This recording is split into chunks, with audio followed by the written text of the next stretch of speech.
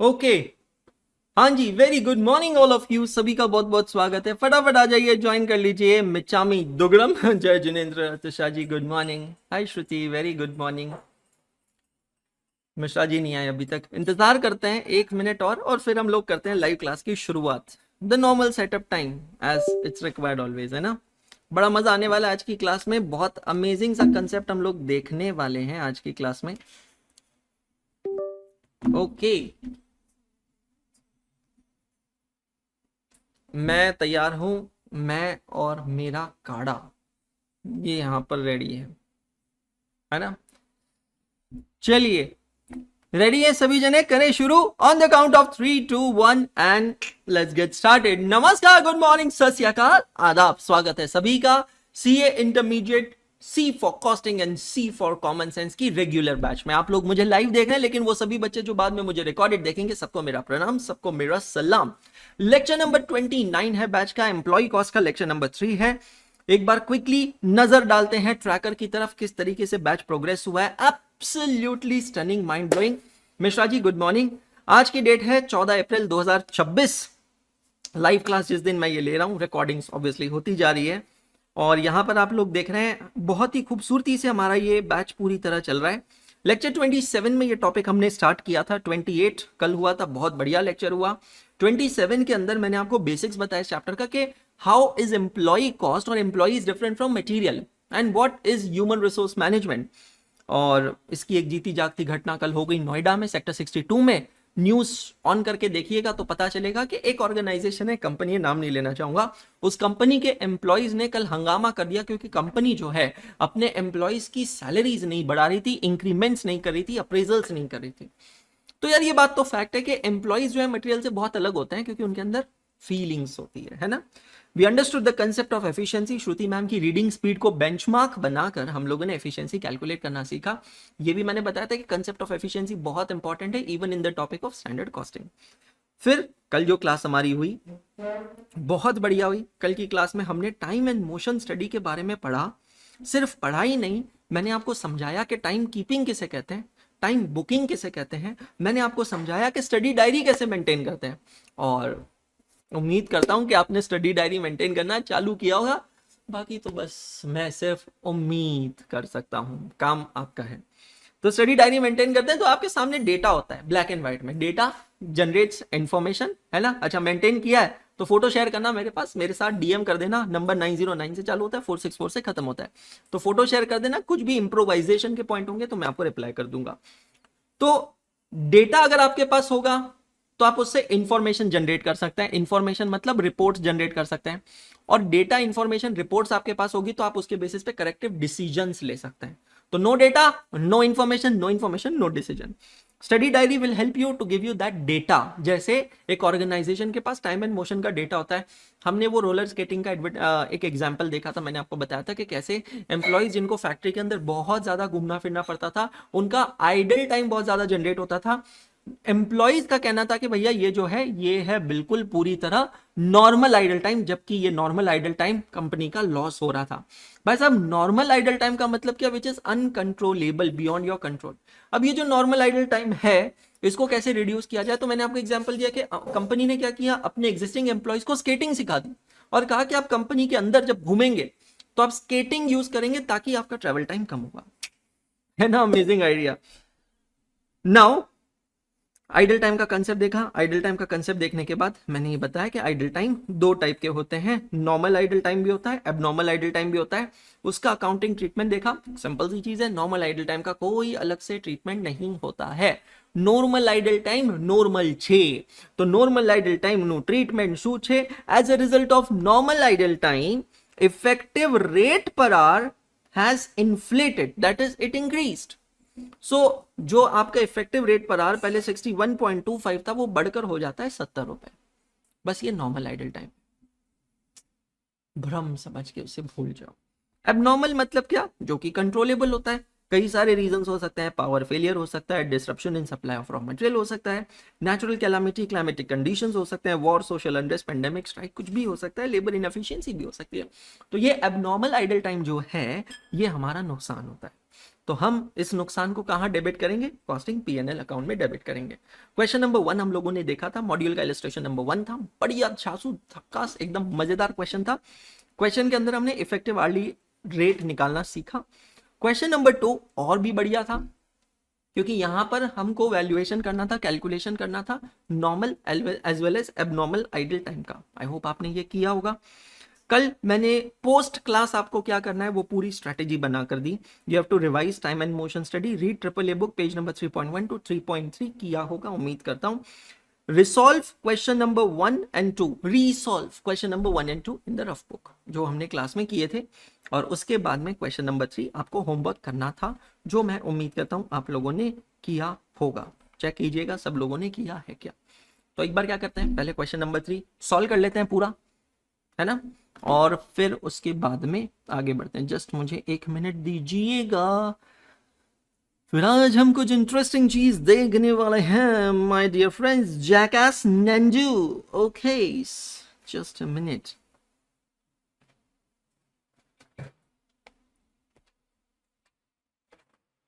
हाँ, फिर मैं ना नॉर्मल लॉस एबनॉर्मल लॉस के ऊपर एक क्वेश्चन भी लेकर आऊंगा, एक इलस्ट्रेशन लेकर आया हूँ आपके लिए।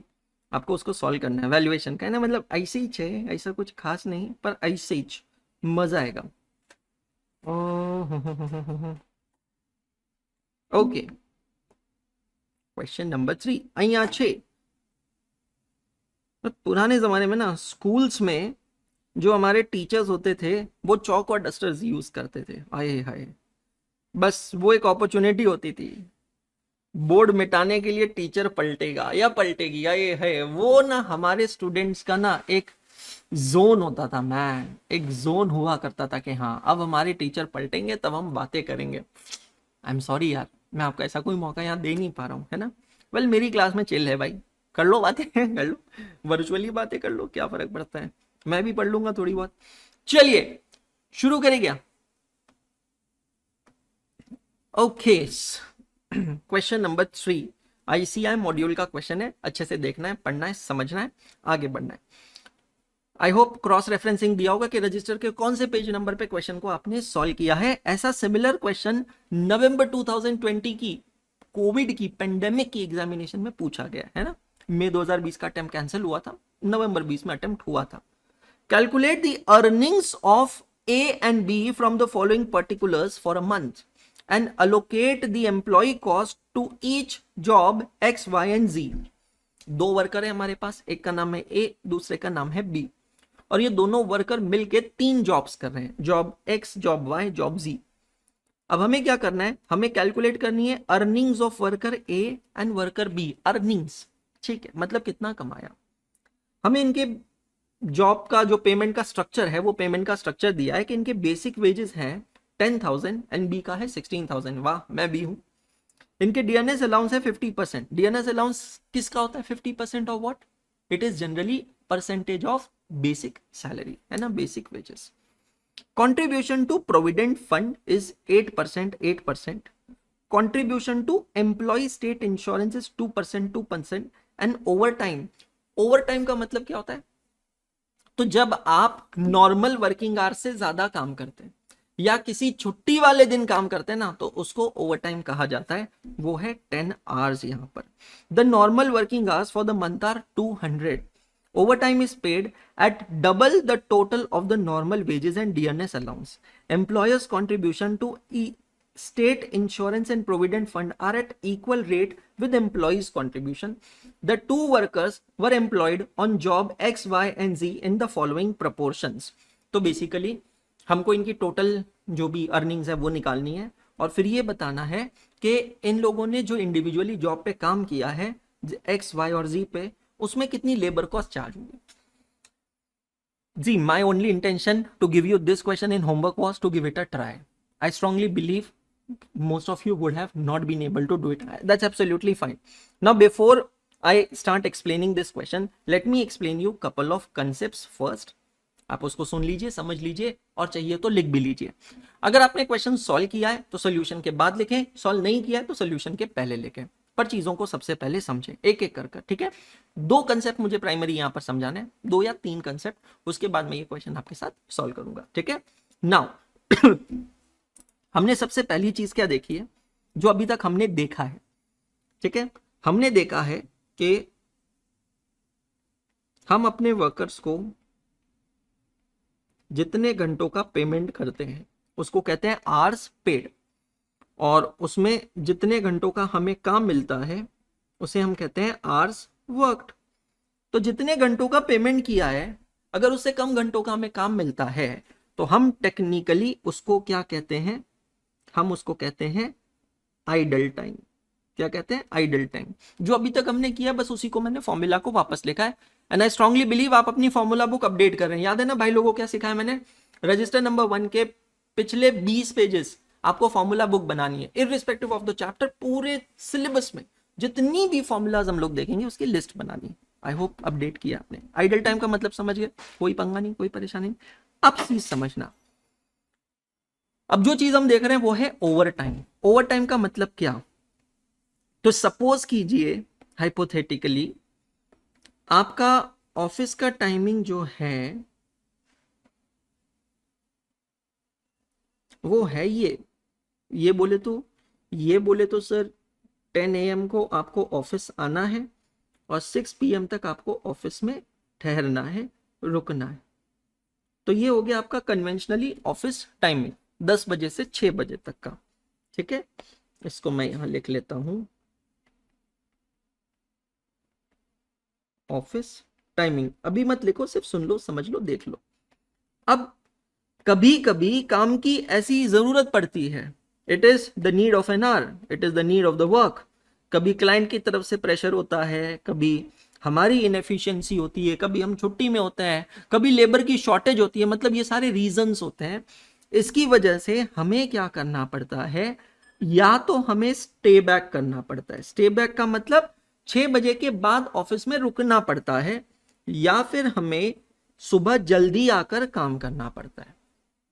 तो इसका मतलब ये है कि अगर आप ऑफिस टाइमिंग चालू होने से पहले काम करते हैं या ऑफिस टाइमिंग खत्म हो जाने के बाद में काम करते हैं, अगर आप ऑफिस टाइमिंग चालू होने से पहले काम करते हैं या ऑफिस टाइमिंग खत्म हो जाने के बाद काम करते हैं, मतलब जब सारे लोग 6 बजे चले जाते हैं ना, तब भी आप ऑफिस में बैठ के काम करते हैं, अगर आप ऐसा करते हैं तो इसको ओवर टाइम कहा जाता है।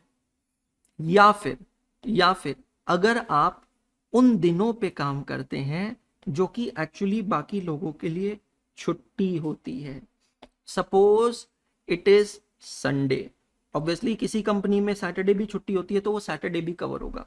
सपोज किसी दिन हॉलीडे है, हॉलीडे मतलब जब सभी की छुट्टी है, तो ऐसे दिन जब संडे होता है या हॉलीडे होता है जो कि सबकी छुट्टी होती है, और अगर आप वो छुट्टी वाले दिन को भी आकर हाफ डे, फुल डे, किसी भी तरीके से कोई भी सिचुएशन में अगर आप काम करते हैं तो उसको भी टेक्निकली क्या कहा जाता है?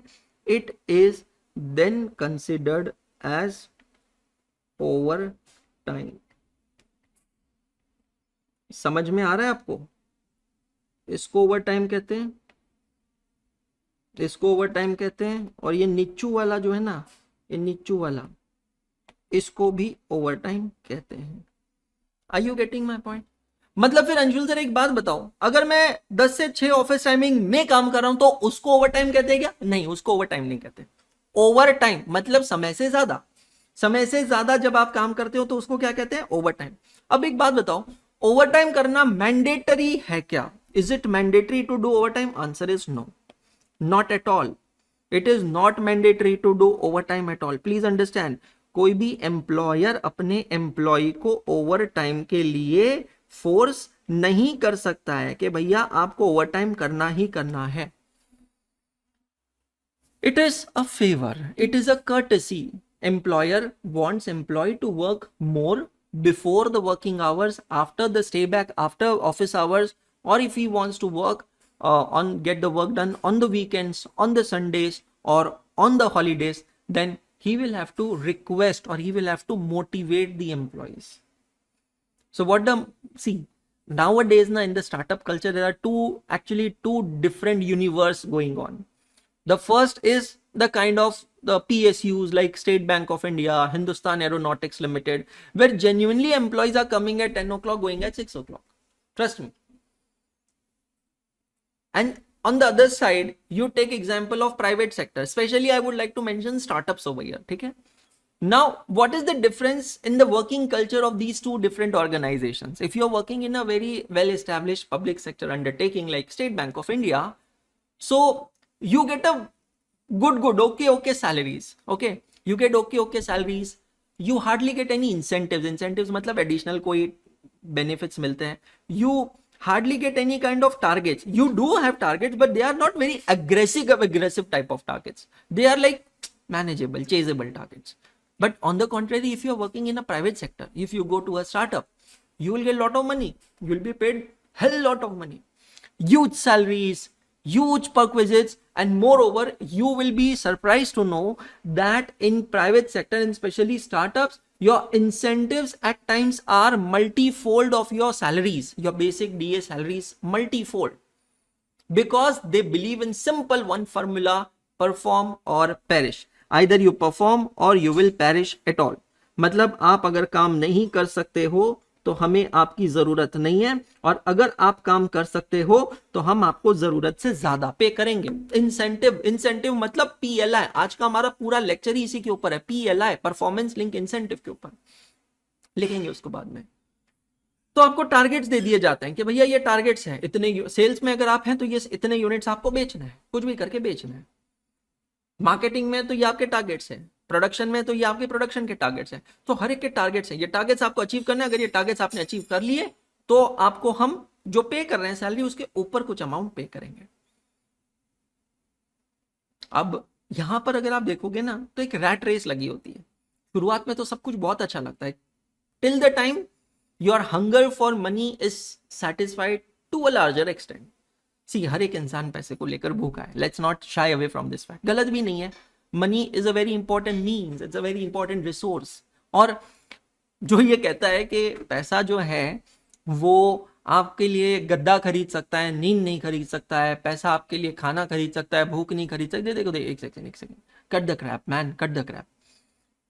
देख भाई, सिंपल सी चीज है. मेरे पास पैसा नहीं है और मेरे को नींद आ रही है, पर मेरे पास गद्दा नहीं है ना, तो भी मेरे को सुकून की नींद तो नहीं आने वाली है. मैं जमीन पे सुकून की नींद नहीं सो सकता हूं.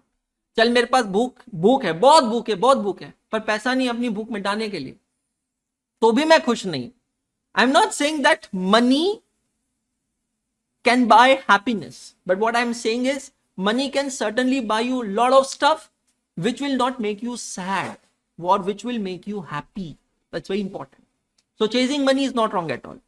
Anyone and everyone is chasing money. Now they have their own ways and means to chase the money, but it's not wrong. It's not wrong. मतलब ये हम ही नहीं, पुराने जमाने से चलता आ रहा है. पुराने जमाने से आप कोई भी पुराना सीरियल देखिए, राजा महाराजा सब जने पैसों के लिए काम करते थे. गलत क्या है? गलत क्या है? और आज तो सब कुछ गवाह है कि जिसके पास पैसा है उसकी सम्मान, उसकी इज्जत देखो. भाई छोटी सी चीज है ना, आज अगर मेरे को किसी मंदिर में भी जाना है दर्शन करने के लिए, मेरे को पैसा चाहिए, हाँ या ना? मतलब VIP darshan is a new normal nowadays. Will you agree with me?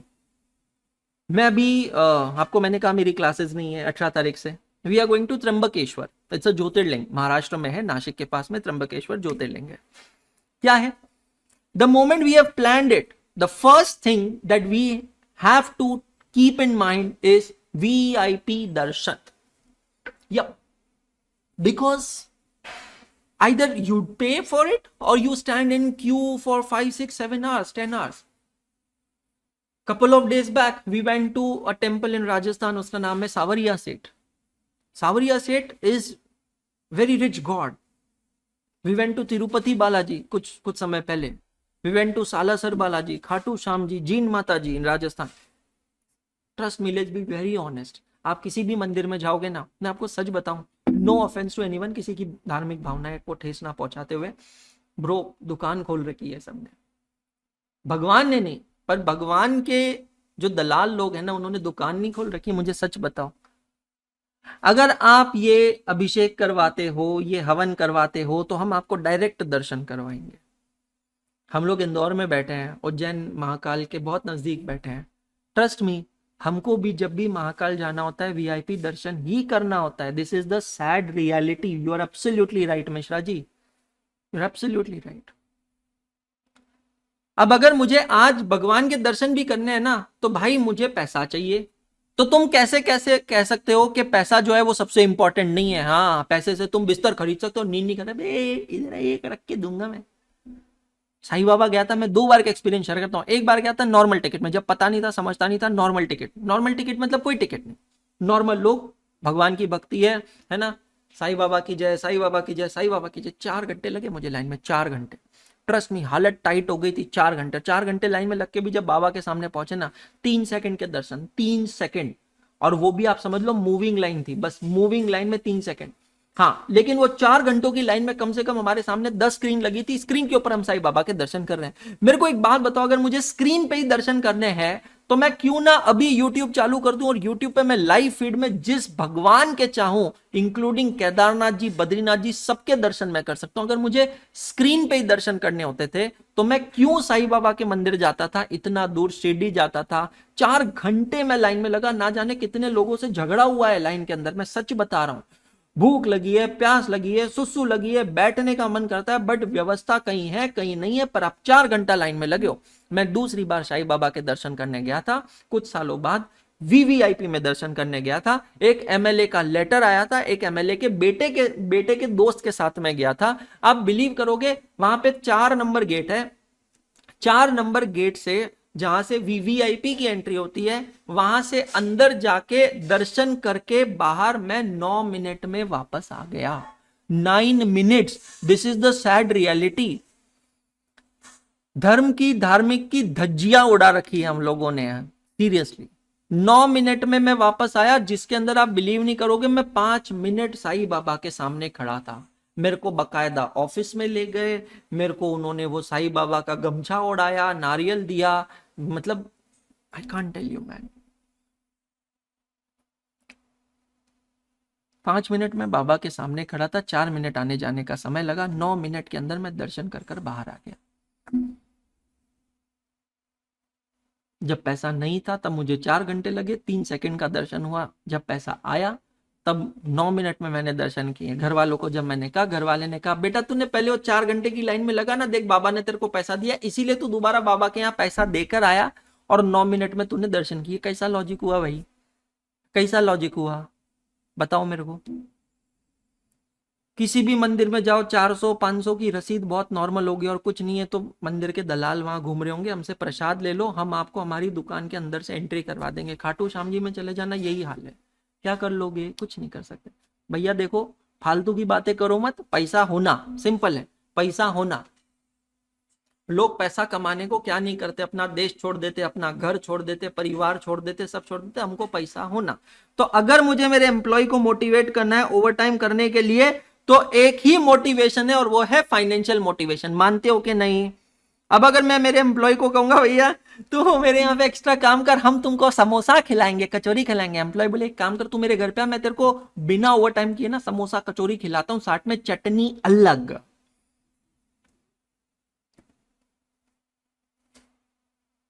The biggest motivation in this world is money.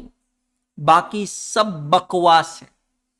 ये मेरा ड्रीम है, मेरे को इसकी रक्षा करनी है, इसकी सेवा करनी है, ये मेरा पैशन है, ये पजेशन है, फलाना है, नमकाना है, डिमकाना है। दे भाई, फालतू की बात मत कर। सिंपल है, पैसों कमानो है। एम्प्लॉय को अगर ओवर टाइम के लिए मोटिवेट करना है, this only one motivation, financial motivation. तो अब वो मोटिवेशन के लिए अगर आपको ओवर टाइम करवाना है, तो नॉर्मल वेजेस से तो काम नहीं चलेगा, है ना। तो अब नॉर्मल आप अपने एम्प्लॉय को एक तो क्या पे करते हो, नॉर्मल वेजेस। लेकिन ये जो नॉर्मल वेजेस होते हैं ना, ये तो नॉर्मल काम करने के लिए। अगर मेरे को उसको एक्स्ट्रा काम करवाना है, तो मुझे कुछ एक्स्ट्रा देना पड़ेगा। ये जो मैं कुछ एक्स्ट्रा पे करता हूं ना, इसको मैं कहता हूं ओवर टाइम प्रीमियम। क्या कहता हूं? Over time premium. ये क्या है? एक्स्ट्रा है। Additional over and about normal wages. और जब मैं नॉर्मल वेजेस में ओवर टाइम प्रीमियम ऐड करता हूं ना लल्ला, तो उसको कहते हैं, वो बन जाता है ओवर टाइम वेजेस।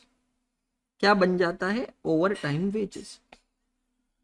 तो मेरे भाई और उसकी बहन, फॉर्मूला क्या बन गया यहां पर? Over time wages is equal to normal wages plus overtime premium. आ रहा है कि नहीं आ रहा है सबको समझ में? Normal wages plus overtime premium. अब ये जो ओवर टाइम प्रीमियम होता है ना, ये जनरली क्या होता है? It is equal to normal wages. तो अगर मेरा नॉर्मल वेज रेट 100 रुपए घंटा है, तो मेरे ओवर टाइम वेजेस 200 रुपए घंटे होंगे। अब ये टर्म को समझना, ओवर टाइम वेजेस 200 रुपए घंटा है, लेकिन ओवर टाइम प्रीमियम 100 रुपए घंटा है। समझे कि नहीं समझे? वापस देखो एग्जाम्पल, मैंने क्या कहा? अगर मेरा नॉर्मल वेज रेट है 100 रुपए घंटा, तो मेरा over time premium, generally over time premium मतलब जो एडिशनल अमाउंट मैं देता हूं वो कितना चलता है? It is equal to normal wage. तो ये भी कितना होगा? 100 रुपए घंटा। तो मेरा ओवर टाइम वेज कितना होगा? टोटल ओवर टाइम वेजेस कितना होगा? ये होगा बेटा जी 200 रुपए घंटा। आ रहा है कि नहीं आ रहा है समझ में? तो क्या मैं यहां से एक रिलेशनशिप बना सकता हूं that generally over time wages are 2x of normal wages? हाँ या ना? अच्छा, ये हमको अज्यूम नहीं करना है, क्वेश्चन में दिया होता है। जैसे कि ये वाला क्वेश्चन है ना, ये वाला क्वेश्चन है, इसमें पढ़ो, over time is paid at double of the total normal wages and dearness allowance. तो मेरा नॉर्मल वेज प्लस डीए जितना है उसका डबल होगा over time wages. Please confuse मत होना, ओवर टाइम वेजेस अलग है, ओवर टाइम प्रीमियम अलग है। तो ओवर टाइम वेजेस जो है it is double of the normal wages. समझे मेरी बात? तो नॉर्मल वेजेस के ऊपर जो मैं एक्स्ट्रा पैसा देता हूं उसको हम लोग क्या कहते हैं? ओवर टाइम प्रीमियम कहते हैं, है ना? ये लिख लिया क्या भाई लोगों सभी ने? नहीं लिख लिया तो फटाक से लिख लो, 2 मिनट देता हूं मैं आपको। I wait for 2 minutes, write it down quickly. भाई ये मतलब रियलिटी है बॉस। हम तिरुपति बालाजी गए थे मे बी कुछ साल पहले, जब हम बैंगलोर में रहते थे, तो वहां से बाय रोड गए थे। आपको पता है 1 लाख रुपए वाली टिकट भी है वहां पे। Can you believe it? एक तो फ्री दर्शन है, फ्री दर्शन की लाइन उस दिन 18 घंटे की लाइन थी, 18 आवर्स की लाइन। मतलब मुझे तो ये काफी बार इनह्यूमन लगता है। सही बात है, रजनीकांत का जन्म वहीं से हुआ होगा, साउथ में है ना रजनीकांत, वहीं से आया होगा भाई। नॉर्मल इंसान तो नहीं जा सकते। 18 घंटे की लाइन, ठीक है। फिर वहां पे एक तरीका है 300 रुपए की लाइन। आप 300 रुपए की टिकट ले लो, उसकी एक अलग से लाइन है, तो वो अलग से लाइन लगती है। आपको पता है 300 रुपए की टिकट मिलती ही नहीं है, पर हम 300 की टिकट में गए। कैसे गए? अब सुनो उसकी जुगाड़, सुनो अब उसका जुगाड़। तो भैया जुगाड़ ये है, मदुरई से तमिलनाडु ट्रांसपोर्टेशन कॉरपोरेशन की एक बस चलती है। तमिलनाडु या आंध्र प्रदेश ट्रांसपोर्टेशन कॉरपोरेशन की एक बस चलती है मदुरई से तिरुपति की। वो बस स्पेशली तिरुपति जी के दर्शन के लिए। जब कोई पर्सन उस बस की टिकट लेता है तो उसको उस टिकट के साथ गारंटीड 300 रुपए वाली टिकट मिलती है, बशर्ते provided you have to pay for the bus ticket for to and fro. मतलब आपको एक तरीके से पैकेज मिलता है, मदुरई से और चेन्नई से आने वाले लोगों को एक पैकेज मिलता है कि आप वो गवर्नमेंट ट्रांसपोर्ट की बस में आएंगे, बस का किराया देंगे दोनों साइड का, वो बस स्पेशली तिरुपति जी के दर्शन की बस है और आपको उसमें 300 रुपए की टिकट मिलेगी। अगर बिना उसके कोई 300 रुपए की टिकट लेता है, आज भी आप जाकर देख लो, आपको वो टिकट सोल्ड आउट दिखेगी, हाउसफुल दिखेगा, नहीं मिलेगी। लोग क्या जुगाड़ करते हैं, जो हमने भी किया, ओपनली कन्फेस कर रहा हूं यहां पर नेशनल प्लेटफॉर्म पे। क्या किया हमने पता है? हमने वो बस की टिकट खरीदी, कुछ शायद 1200 रुपए थी आने जाने की टिकट। 1200 रुपए बस की टिकट, 300 रुपए की वो टिकट का प्राइस, मतलब 1500 रुपए हमने पे किया। हम गए बैंगलोर से अपनी कार से तिरुमला तक, प्लीज अंडरस्टैंड। लेकिन on records we are travelling in the bus. और ये हम नहीं करते, ये हमको ही लोगों ने सजेस्ट किया, भैया तिरुपति जी के दर्शन करना है तो और कोई तरीका ही नहीं। अच्छा रुको, स्टोरी एंड नहीं हुई। वो जो बस का ड्राइवर कंडक्टर है ना, उसको 600 रुपया ऊपर से देना पड़ता जेब में डालने को। 2200 रुपए टिकट के लगे हमारे, मतलब एजेंट बीच में 600 रुपया खाते। नहीं तो वो सब कुछ ड्राइवर कंडक्टर के हाथ में। वो तो साफ बोल देंगे भैया अंशुल अग्रवाल बस में नहीं था, इसको तो ये 300 की टिकट नहीं मिलेगी। बताओ आप क्या, 2200 रुपए की टिकट पड़ी हमारे को पर पर्सन। तिरुपति जी पहुंचे, 300 रुपए की लाइन में खड़े, पैसा कितना दिया, 2200 रुपए पर पर्सन। ठीक है, दर्शन हुए करीबन 3 घंटे लगे, आई थिंक, मुझे जितना याद है 3 घंटे लगे वो दर्शन करने। वहां जब पहुंचे ना भैया, दिमाग फटके लाल हो गया, क्योंकि वहां पर पता चला कि एक टिकट है जिसमें आप 1 घंटे में दर्शन कर सकते हो। मैंने मम्मी पापा से कहा अगली बार आएंगे तो उसमें दर्शन करेंगे, चलो पता करते हैं टिकट कितने का। टिकट कितने का है, 1 लाख रुपीज पर पर्सन। पर पर्सन था या पर फैमिली था वो मेरे को याद नहीं एग्जैक्टली, बट 1 लाख रुपीज की टिकट। वहां पे कमरे बने अलग अलग। भाई मैं सीरियसली बताऊं, मेरे को एक चीज बताओ, बहुत श्रद्धा है, बहुत भक्ति है, बहुत बहुत मान सम्मान है बालाजी के लिए मन में। मुझे एक चीज बताओ भाई, 1 लाख रुपए कैसे देंगे भाई? लोग देते हैं। मेरे को क्या लगा 1 लाख रुपए देने के बाद तो ऐसा 10 मिनट में दर्शन होता रहेगा। 1 लाख रुपए के दर्शन की टिकट में भी वेटिंग है।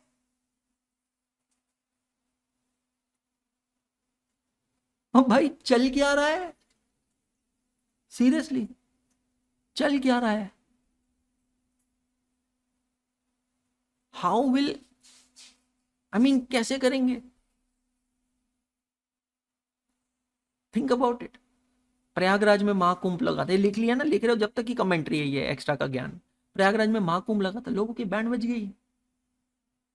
महाकुंभ में पहुंचना मतलब भाई ऐसा है वर्ल्ड कप का मैच देखने जा रहे हो, श्रीलंका इंडिया पाकिस्तान का, है ना, लाखों रुपए की प्लेन की टिकट, होटलें, ये वो। अबे वो चप्पू वाले नाव नहीं होते संगम के अंदर, वो चप्पू वाले नाव, उस संगम के लिए दर्शन करने को 30-30 हजार, 40-40 हजार, 50-50 हजार रुपए लेते थे। मैं भी गया था बीच में प्रयागराज, 1100 रुपए में नाव किया मैंने, 1100 रुपए में। नाव वाला ही छाती पीट कर अपनी कहानी बता रहा था, नाव वाला, कि हमने यही नाव ना 35,000 रुपए चार्ज किए हैं संगम के समय, कुंभ के समय। बताओ भाई, इधर आ गए भाई, है ना, कुछ नहीं पता भाई। So now it is the case. Clear हो गया क्या? पहला कंसेप्ट तो मेरे को आपको ओवर टाइम का सिखाने का था। दूसरा कंसेप्ट ये हो गया, कंसेप्ट सीख लो, फिर क्वेश्चन नंबर 3 क्रैक हो जाएगा। वापस ट्राई करना, आज क्वेश्चन 3 वापस ट्राई करना, कल की क्लास में चेक करेंगे, है ना। दूसरा कंसेप्ट ये है कि जब भी कोई कंपनी किसी एम्प्लॉय को हायर करती है, जब भी कोई कंपनी किसी भी एम्प्लॉय को हायर करती है, आपने काफी बार सुना होगा बड़े बड़े पैकेजेस लगते हैं, तो हम हाइपोथेटिकली क्या करते हैं, वो पैकेज को सिंपली 12 से डिवाइड करते हैं। जैसे मैं मेरा एग्जांपल ले लूँ, एक छोटी सी बात, 2011 में मुझे जॉब लगा था डिलॉइट में, मेरी लाइफ की पहली जॉब, सीए बनने के बाद पहली जॉब डिलॉइट पुणे में। और मेरा उस समय जो स्टार्टिंग का पैकेज था वो था 6.29 लाख रुपीस। पैकेज हमेशा पर एनम होता है। अब देखना है, मेरे को बोलने की जरूरत नहीं है, ये मेरे को बोलने की जरूरत नहीं है। जैसे ही मैंने किया ना, आप में से काफी लोगों ने कैलकुलेटर ले लिया होगा हाथ में, 6,29,000 डिवाइडेड बाय 12, हाँ 52,417 रुपए पर मंथ, हाँ ये बराबर है सर, 52,417 रुपए पर मंथ। ठीक है, प्लीज अंडरस्टैंड, इसको कहते हैं, या इन दोनों को मैं मिला लूं तो इसको कहते हैं सीटीसी, जिसका फुल फॉर्म होता है कॉस्ट टू कंपनी। आई शपथ, मम्मी कसम, हाथ में इतना पैसा नहीं आता था। हर महीने जब बैंक में सैलरी आती थी, तो वो सैलरी आती थी तकरीबन समझ लो, एक अप्रोक्सीमेट मैं बता दूं तो 41,000 पर मंथ, 40-41, कभी 39,500, ऐसा कुछ अमाउंट आता था। इसको हम कहते हैं इन हैंड सैलरी। क्या कहते हैं? In hand salary. अब इस टर्म को समझना है, इन दोनों में फिर अंतर क्या है सर फिर ये पैकेज कैसे बना? हाँ, अब यही चीज है, फिर ये पैकेज कैसे बना? तो एम्प्लॉय की टोटल अर्निंग्स क्या होती है सर, अब ये समझना होता। यहां पर क्या है, किसी भी एम्प्लॉय का एक पे स्ट्रक्चर डिजाइन किया जाता है। अभी ये सुन लो, समझ लो, फिर लिख लेना, मैं लिखने का समय दे दूंगा आपको, है ना। किसी भी एम्प्लॉय का एक पे स्ट्रक्चर डिजाइन किया जाता है। दिस पे structure is designed by us chartered accountants keeping in mind the taxation loss, कि कैसे हम हमारे एम्प्लॉयज का कम से कम टैक्स लगाएं और उसके हाथ में ज्यादा से ज्यादा सैलरी पे करें, है ना। भाई देखो, एम्प्लॉयर सैलरी देने वाला, एम्प्लॉय सैलरी लेने वाला। अब एम्प्लॉय तो उतने अमाउंट को मानेगा जो उसके हाथ में आ रहा है, लेकिन एम्प्लॉयर तो वो अमाउंट को कंसीडर करेगा ना जो उसकी जेब से जा रहा है। तो सर फिर इन दोनों का डिफरेंस किधर को जा रहा है? इन दोनों का डिफरेंस जा रहा है सरकार को। हाँ, ओहो, तुम मेहनत करो रे, तुम पैसे दो रे, तुम इन्वेस्टमेंट करो रे, लेकिन हम फुकट बीच में बैठे बैठे कमाएंगे। तो it's not just taxation, there are other things which we are going to see. तो अब यहां पर ना ये पे स्ट्रक्चर इस तरीके से डिजाइन किया जाता है कि कुछ स्टैट्यूटरी रिक्वायरमेंट्स भी होती है, कुछ टैक्स कंप्लायंसेस भी होती है ना अकॉर्डिंगली। तो जनरली ये पीजीबीपी का, आपके इनकम फ्रॉम सैलरीज का डिस्कशन है, जो जिसने टैक्सेशन किया है उसको थोड़ा ज्यादा रेलेवेंट लगेगा। तो आपका पे स्ट्रक्चर कैसे बनता है? सबसे पहले आप लेते हैं उसमें बेसिक सैलरी, कुछ अमाउंट होता है बेसिक सैलरी का, फिर इसमें आप ऐड करते जाते हैं, आप ऐड करते हैं dearness allowance. Dearness allowance is generally some percentage of basic salary, और फिर हम इसका लेते हैं सब टोटल।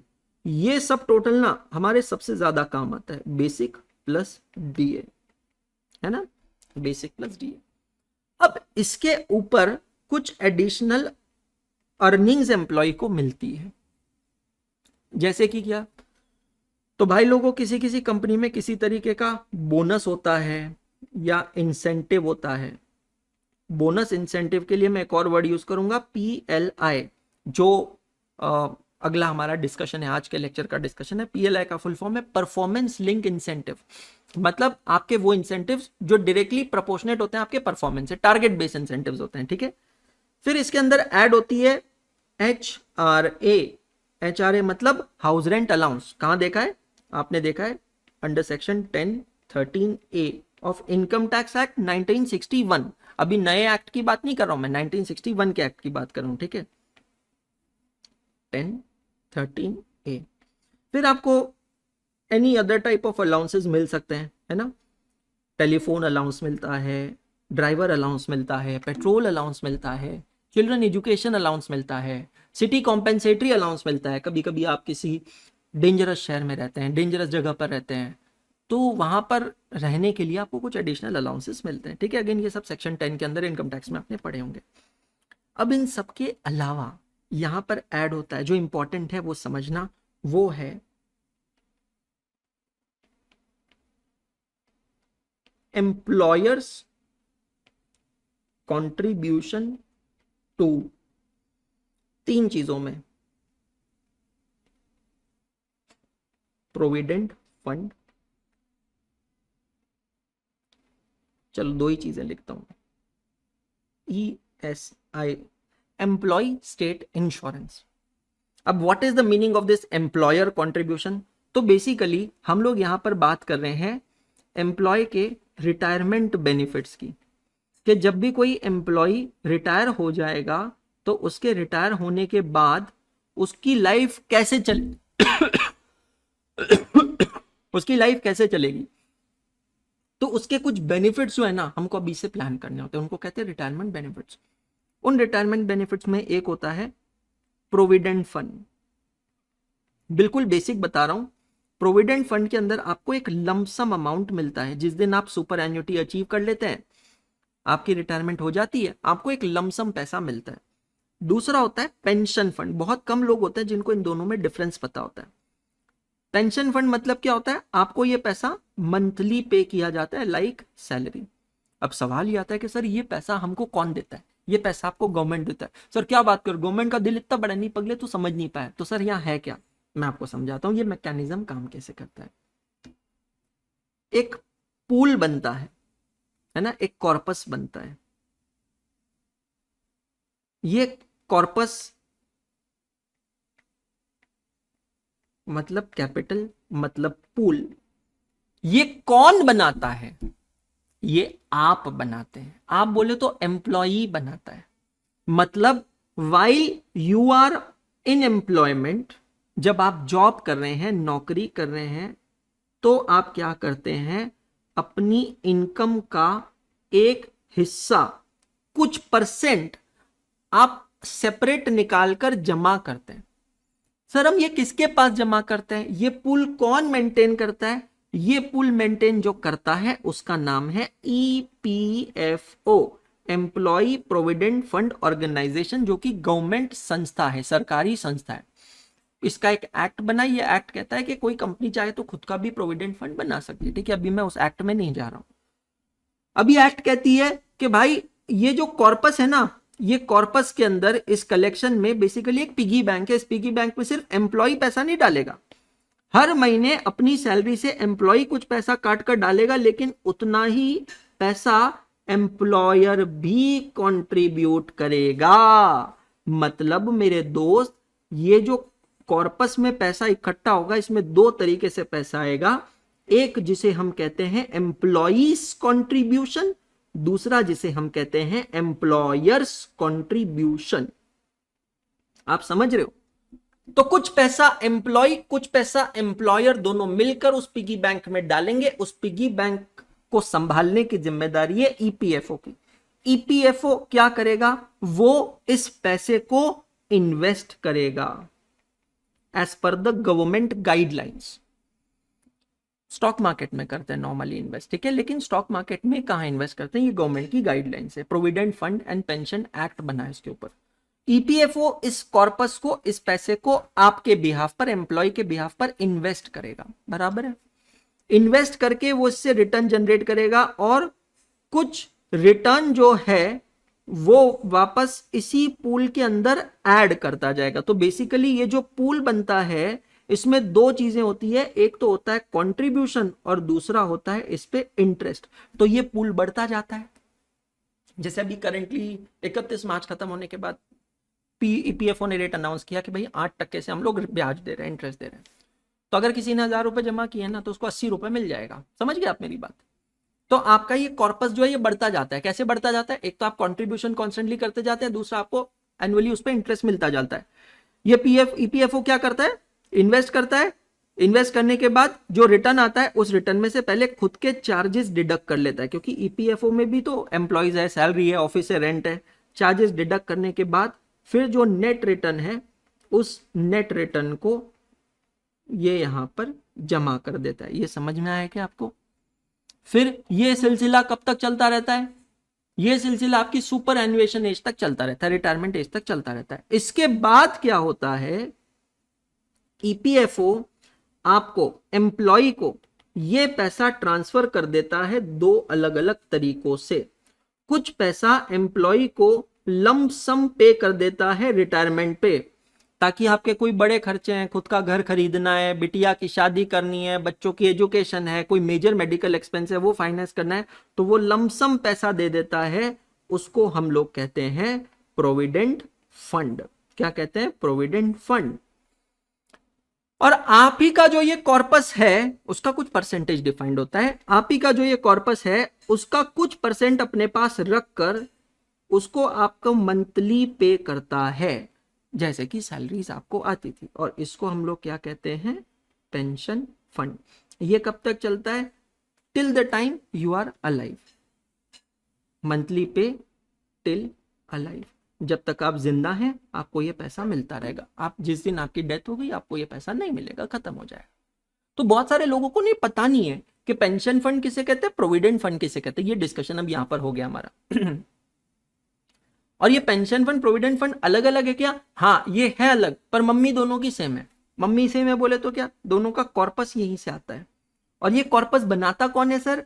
ये एम्प्लॉयर और एम्प्लॉय दोनों मिलकर बनाते हैं सर। अब मेरे को एक बात बताओ, अगर आप एम्प्लॉयर के पर्सपेक्टिव से देखोगे, नौकरी देने वाले के पर्सपेक्टिव से देखोगे, तो भाई एक बात बताना, क्या मैं अपने एम्प्लॉय के लिए खर्चा नहीं कर रहा हूं? Is it not an expense for me?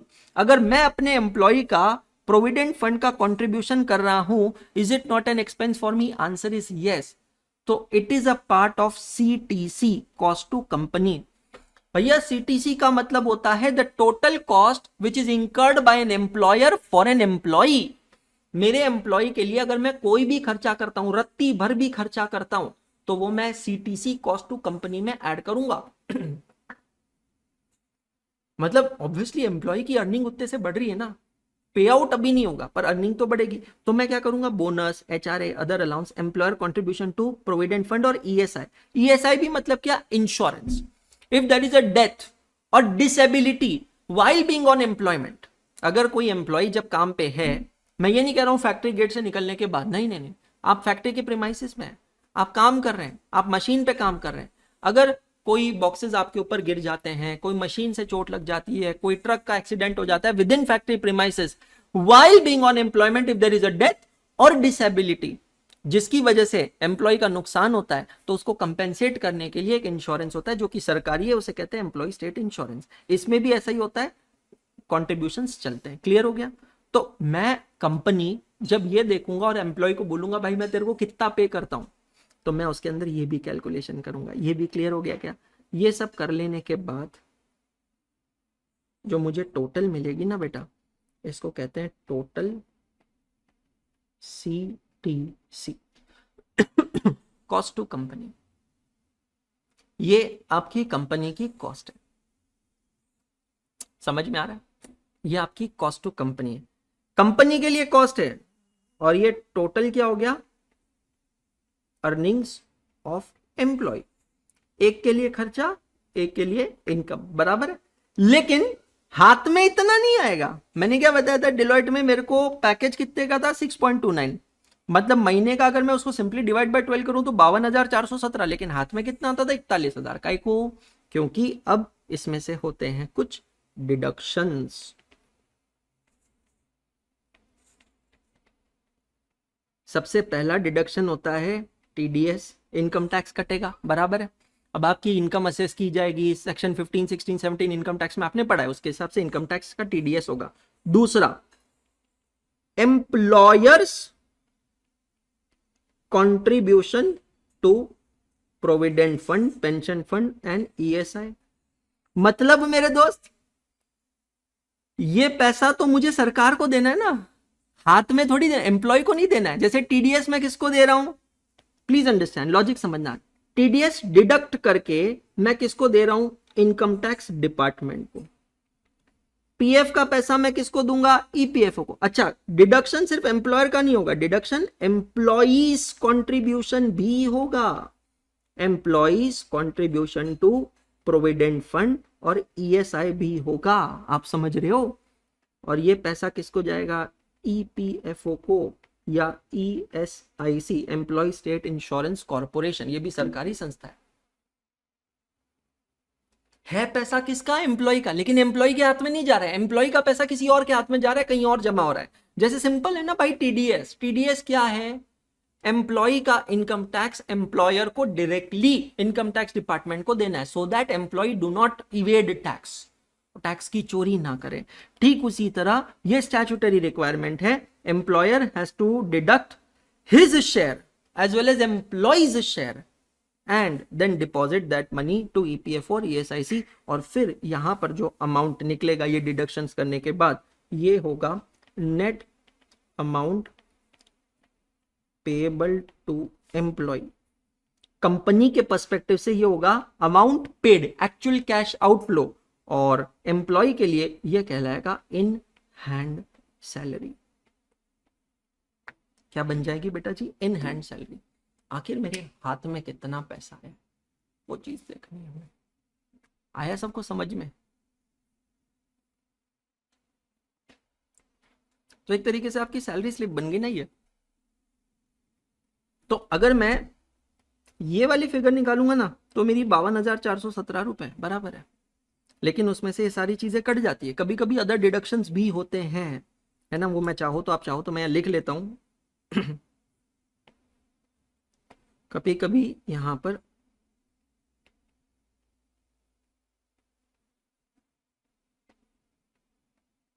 Other deductions भी हो जाते हैं।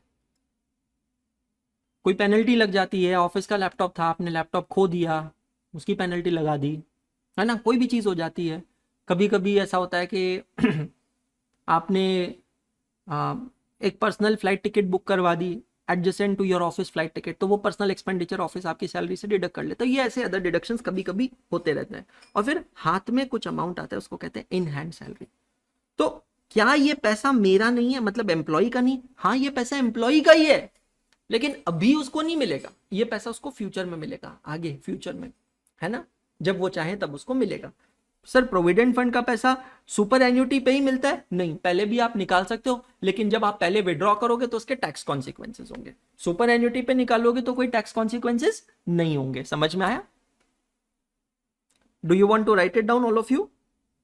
कम on, I give you like 5 minutes, write it down. अब ये सब एक्सप्लेनेशन मैंने दिया ना, now you have a better clarity to solve question number 3 again. नहीं किया कल, कोई बात नहीं, आज वापस ट्राई करो, कोई हरकत नहीं है। मैं फुल स्क्रीन कर देता हूं, आराम से लिख लो।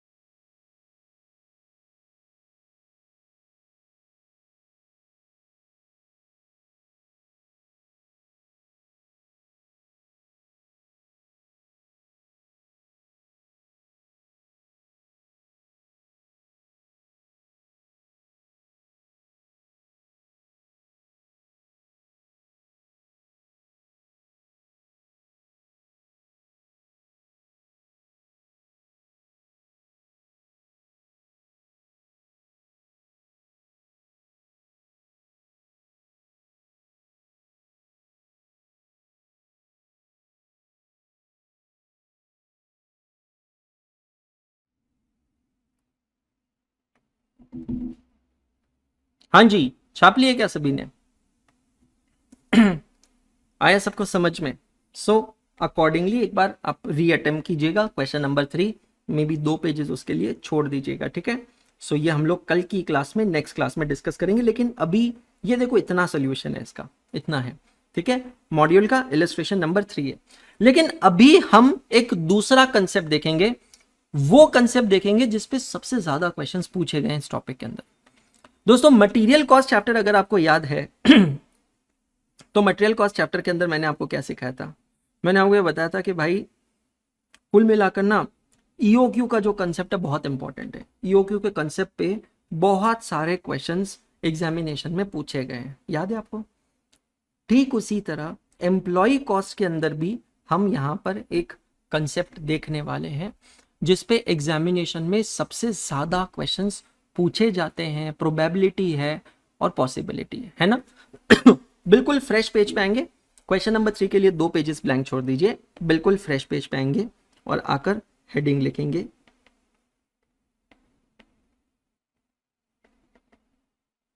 Just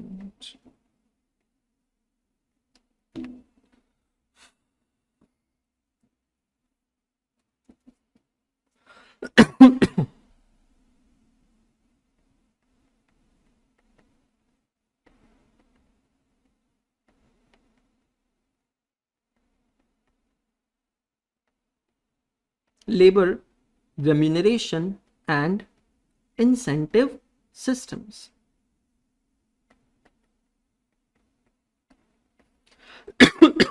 labour remuneration and incentive systems, बोलता भी जाता हूं, समझाता भी जाता हूं, बताता भी जाता हूं, ठीक है?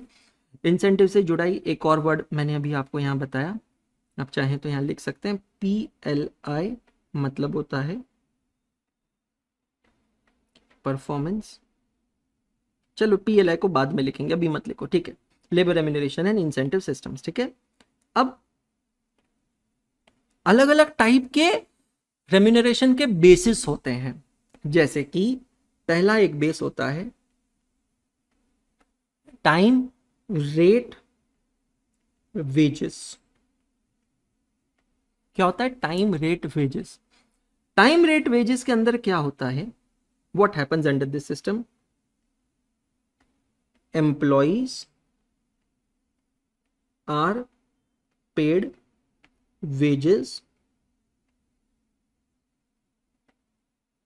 accruing on the basis of time। मुझे कुछ लेना देना नहीं है भैया, आपने कितना काम किया, कम किया, ज्यादा किया, मुझे कुछ लेना देना नहीं है। मैं आपको वेजेस पे करूंगा, let's take an example, daily basis पर, एक दिन का। मैं आपको वेजेस पे करूंगा घंटों के हिसाब से, आर्ली बेसिस पर। मैं आपको वेजेस पे कर सकता हूं वीकली बेसिस पर, मैं आपको वेजेस पे कर सकता हूं मंथली बेसिस पर, मैं आपको वेजेस पे कर सकता हूं एनुअली बेसिस पर, एक्सेट्रा। मतलब मैंने यहां पर कहीं पे भी आपके परफॉर्मेंस को लिंक नहीं किया है, समझ रहे हो आप मेरी बात? Total wages are paid only and only on the basis of the time. तो बेसिक फॉर्मूला इसका यहां पर पता है क्या होगा? टाइम वेजेस का बेसिक फॉर्मूला हुआ it is equal to hours worked, hours worked into rate per hour। इसको आर्ली रेट भी कहते हैं या रेट पर आवर भी कहते हैं, समझ में आया? ये हो गया टाइम रेट वेजेस। ये अलग अलग मेथड्स हैं, हर एक के प्रोस कॉन्स हैं, हर एक इंडस्ट्री में हर एक मेथड सूटेबल नहीं होती है, तो इसको थोड़ा डिटेल में समझते चलना। टाइम रेट वेजेस के कुछ प्रोस भी हैं, कुछ कॉन्स भी हैं। इसका सबसे बड़ा पॉजिटिव चीज क्या है? मतलब अब देखो, जो एम्प्लॉयर के लिए पॉजिटिव है हो सकता है एम्प्लॉय के लिए नेगेटिव है, तो थोड़ा एक ओपन डिस्कशन करते हैं। टाइम रेट बेसिस में सबसे बड़ी चीज क्या है? एम्प्लॉय को स्टेबिलिटी मिलती है ना? लिखो मत हर चीज, समझो। एम्प्लॉय को क्या मिलती है? स्टेबिलिटी मिलती है। उसको पता है कि भैया मुझे इतना पैसा मिलने वाला है, मेरे को महीने की काम लग गई, महीने की जॉब लग गई, मेरे को इतना पैसा मिलने वाला है। अब चाहे मेरा परफॉर्मेंस अच्छा हो, बुरा हो, कम हो, ज्यादा हो, उससे कोई लेना देना नहीं। अगर मेरे को जॉब लगी है तो मेरे को इतना पैसा मिलेगा, I am certainly going to get this much of money। this is what This is time rate wages. At times it may happen that an employee become complacent. सुस्त हो जाए, एम्प्लॉई अपने परफॉर्मेंस पे ध्यान ही ना दे, क्योंकि उसको पता है मैं कम यूनिट बनाऊंगा तो भी इतना ही सैलरी मिलेगा, मैं ज्यादा यूनिट बनाऊंगा तो भी इतना सैलरी मिलेगा। चलो मैंने थोड़े कम यूनिट बना दिए, ज्यादा से ज्यादा क्या डांट पड़ जाएगी, इसके ऊपर क्या, इसके ऊपर तो कुछ नहीं। तो एम्प्लॉइज को ना कोई मोटिवेशन नहीं है, कोई मोटिवेशन नहीं है कि मैं अच्छा परफॉर्म करूं, कि मैं ज्यादा यूनिट्स बनाऊं। जहां शर्ट्स बनती है, शर्ट्स बनाने वाली जो फैक्ट्री है, वहां एम्प्लॉइज मैनुअली स्टिच करते हैं शर्ट्स को। वरुण धवन की एक मूवी आई थी सुई धागा, देखना बीच में, आपको पता चलेगा। मैनुअली बड़ी सी फैक्ट्री होती है, 1000-2000 लोग एक साथ बैठे हैं, सिलाई मशीन लगा के बैठे हैं, शर्ट स्टिचिंग किए जा रहे हैं। तो अब मैं अगर 8 घंटे काम करता हूं तो 8 घंटे में मुझे एक्स नंबर ऑफ शर्ट्स बनानी चाहिए, बराबर है। अब अगर मेरी टाइम रेट बेसिस में मैं पे किया जा रहा हूं, मतलब मुझे सैलरी जो मिल रही है वो टाइम बेसिस पर मिल रही है, मेरे को एक सिंपल सी चीज बताना भाई, मैं 4 शर्ट बनाऊं कि मैं 40 शर्ट बनाऊं, मेरे को मेरे सैलरी में, मेरे वेतन में कोई डिफरेंस होगा क्या? नहीं होगा। सबसे बड़ा ड्रॉबैक पता है टाइम रेट सिस्टम का क्या है? मेरा एम्प्लॉय मोटिवेट नहीं होगा, और जो ऑलरेडी मोटिवेटेड एम्प्लॉय वो सुस्त पड़ जाएगा, ठंडा पड़ जाएगा, क्योंकि कॉम्पिटिटिवनेस खत्म है। ऐसा क्यों होता है कि सरकारी बैंकों में, सरकारी दफ्तरों में अगर आप जाते हैं, वहां किसी को कोई मोटिवेशन नहीं है काम करने का, कोई मोटिवेशन नहीं है, किसी को कुछ लेना देना नहीं, नथिंग मीन्स एब्सोल्युटली नथिंग। लेकिन आप प्राइवेट बैंकों में, जो आपको स्पेशल ट्रीटमेंट मिलता है, कस्टमर रिलेशनशिप मैटर की जाती है, प्राइवेट बैंकों के अंदर वो लोग घर पे आकर फैसिलिटी देते हैं, वो लोग हर चीज का ध्यान रखते हैं, कस्टमर एस्केलेशंस को सीरियसली लिया जाता है। क्यों किया जाता है? What is the reason for that? Because वहां पर ना उन लोगों के परफॉर्मेंस पे कुछ इंसेंटिव्स जुड़े होते हैं। तो सर अगर टाइम रेट इतना गलत है तो सर इसका दूसरा तरीका क्या है? ठीक है सर, आपने सही चीज बताई, टाइम रेट में तो ये ड्रॉबैक है, तो ऑपोजिट गया, ऑपोजिट होता है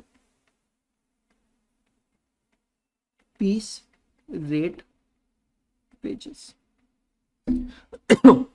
यहां पर हम वेजेस किस बेसिस पे देते हैं? Number of units produced. अगर आप शर्ट सीलने वाली कंपनी में काम करते हैं तो मैं ये नहीं देखूंगा कि आपने कितने घंटे काम किया, मैं ये देखूंगा कि आपने कितनी शर्ट्स बनाई है, स्टिच की है। Number of units produced into rate per unit, into rate per unit. मतलब ये कौन सा बेसिस हुआ? Under this basis employees are paid wages on the basis of output।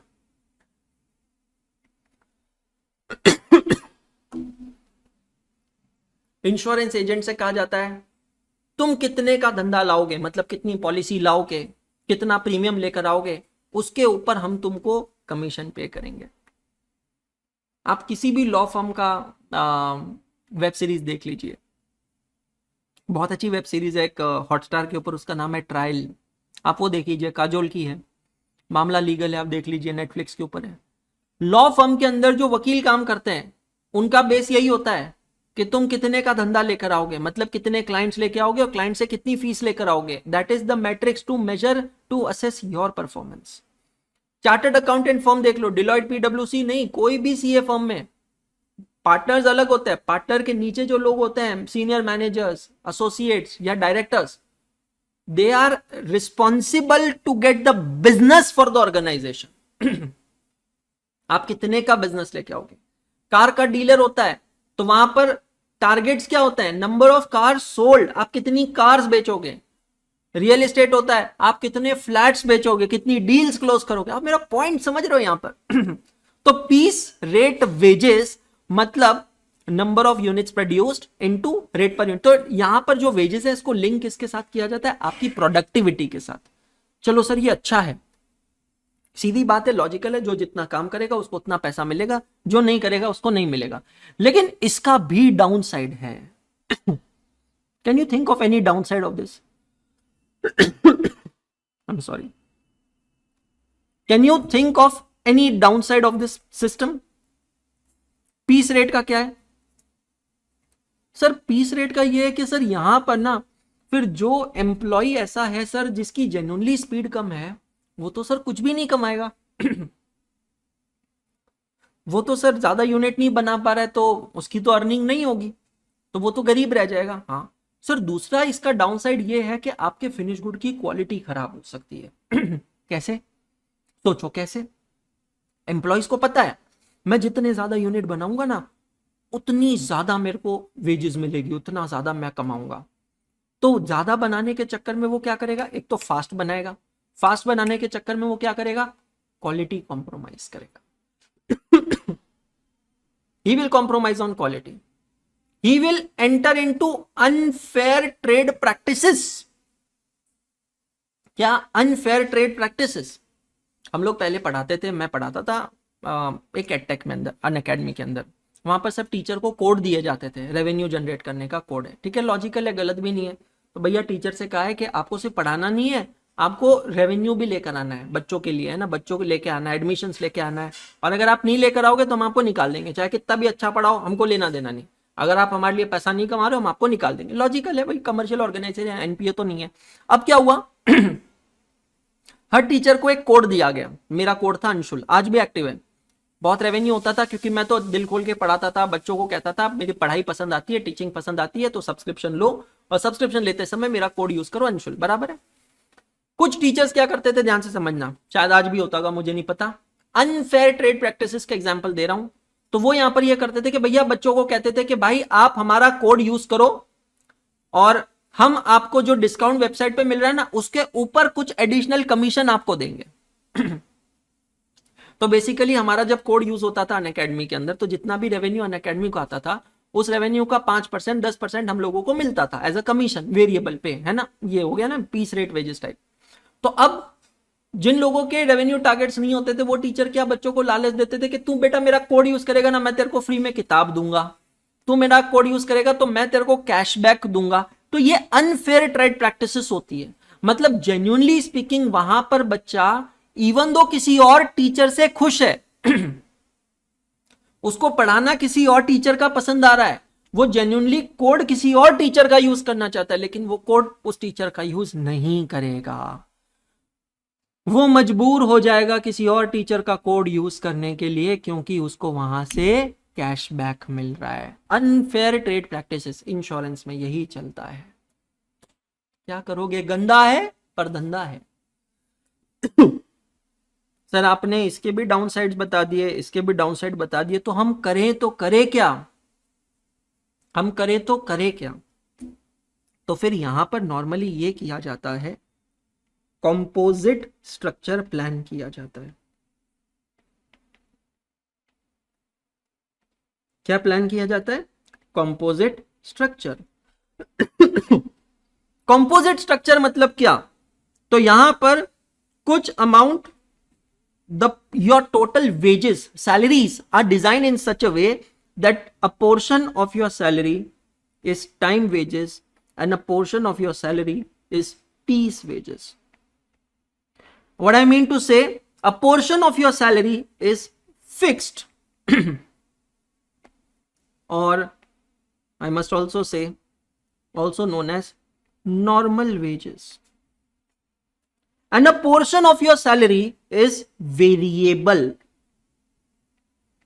it is known as bonus or incentive or performance linked incentive. Are you getting my point, all of you? तो company को यह समझ में आ गया कि सिर्फ fix से काम नहीं चलेगा, फिक्स्ड अगर दे दिया तो एम्प्लॉय कॉम्प्लेसेंट हो जाएगा। मैं अपना सुबह 10 बजे ऑफिस आऊंगा, शाम को 6 बजे जाऊंगा, मेरे को कोई लेना देना नहीं, काम हो रहा है कि नहीं हो रहा है, क्लाइंट खुश है कि नहीं है, मेरा काम क्वालिटेटिव है कि नहीं है, यूनिट कम बन रहे हैं ज्यादा बन रहे हैं। भाई शर्ट ऐसी बना दी, कस्टमर ने पहली बार पहना, पहली बार पहनती सलमान खान बन गया, ना चाहते हुए भी शर्ट खुल गई उसकी, क्या कर लेगा? कुछ नहीं कर सकता। ब्रांड नेम खराब किसका होगा? कंपनी का होगा। जिस एम्प्लॉय ने वो शर्ट स्टिच की है उसका कुछ नुकसान नहीं होगा। एम्प्लॉयज को बोला भैया पीस वेजेस देंगे, एम्प्लॉय दपादप शर्टें सील देगा, क्या कर लेगा? क्या कर लोगे आप?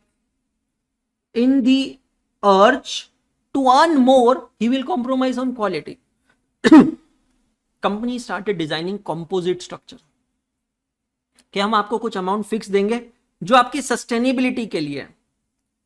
दिस इज एन एक्नॉलेजमेंट और दिस इज द कॉम्पेंसेशन और reward for the work that you are doing for us. ठीक है, आप हमारे लिए काम कर रहे हैं, बहुत बहुत धन्यवाद। आप हमारे ऑफिस में आ रहे हैं, उसके लिए बहुत बहुत धन्यवाद। लेकिन अब यहां पर सिंपल सी चीज है, अगर आप अच्छा परफॉर्म करते हैं तो हम आपको एक्स्ट्रा पे करेंगे। Piece wages, additional, variable, bonus, incentive is paid to the performing employees. मतलब सीधा सा फंडा है भैया, अगर आप परफॉर्म कर रहे हो तो आप ज्यादा कमाओगे, नहीं परफॉर्म कर रहे हो बिल्कुल ज्यादा नहीं कमाओगे, कम कमाओगे। और सीधी बात है, अगर कोई एम्प्लॉय सिर्फ नॉर्मल वेजेस कमा रहा है, पीस वेजेस वेरिएबल नहीं कमा रहा है, कंपनी को समझ में आ जाता है भैया अंडर परफॉर्मिंग एम्प्लॉय, हट्टा सावन की गठा, उसको निकालो यहां से। तो यहां पर हम लोग दो अलग अलग सिस्टम्स देखने वाले हैं। वेल आपकी जानकारी के लिए मैं बता दूं, पहले बहुत सारे सिस्टम्स थे, अभी आपके सिलेबस में सिर्फ दो सिस्टम है। एक का नाम है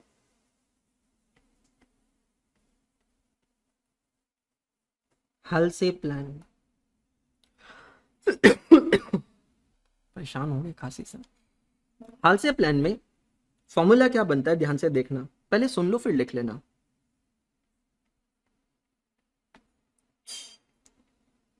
hours worked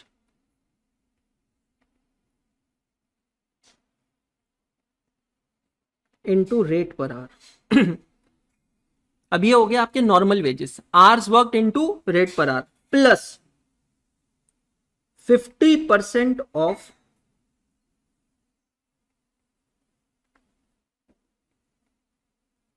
time saved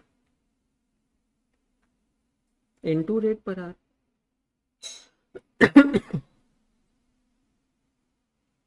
Again I said don't write because there may be some changes. दूसरा है रोवन प्लान।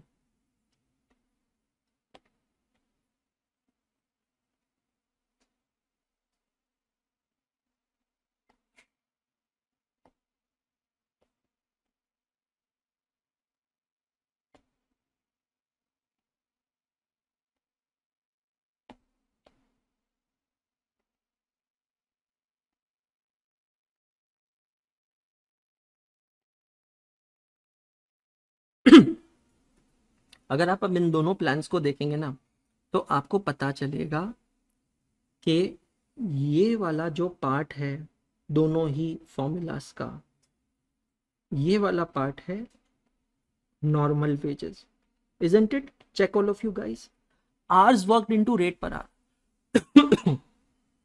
आपने कितने घंटे काम किया है इनटू आपका आर्ली रेट क्या, तो ये आपके क्या हो गए? फिक्स्ड वेजेस हो गए। लेकिन यहां से अगर आप चेक करेंगे ना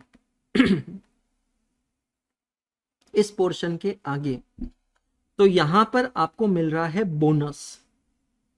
bonus time saved into rate per our. अब समझना क्या लिखा है मैंने, time saved into rate per our. Now what is the meaning of time saved?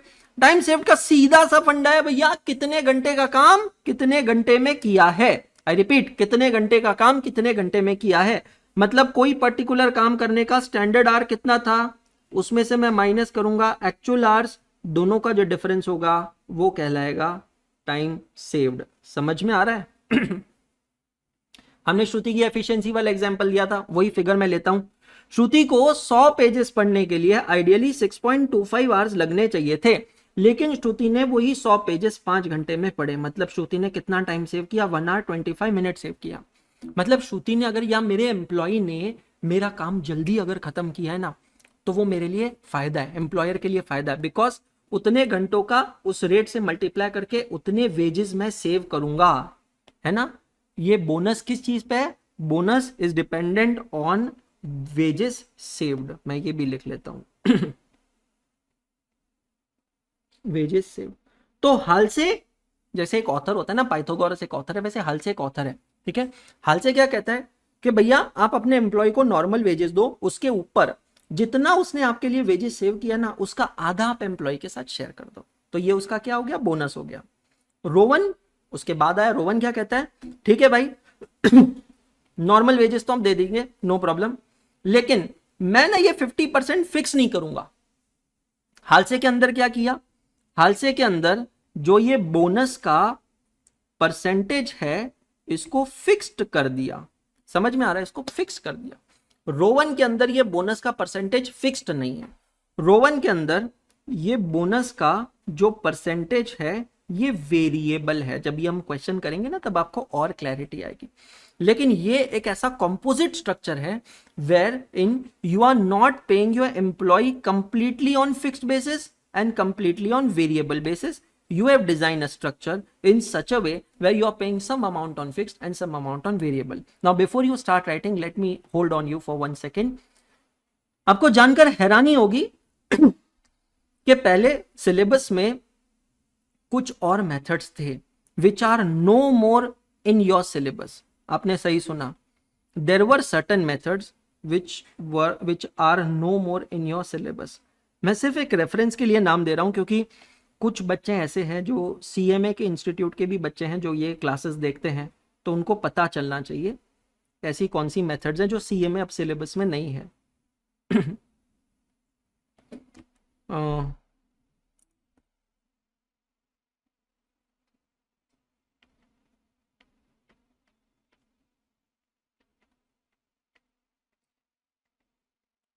Like 2023 तक ये मेथड सिलेबस में थी, जैसे कि उसका नाम था Barth variable sharing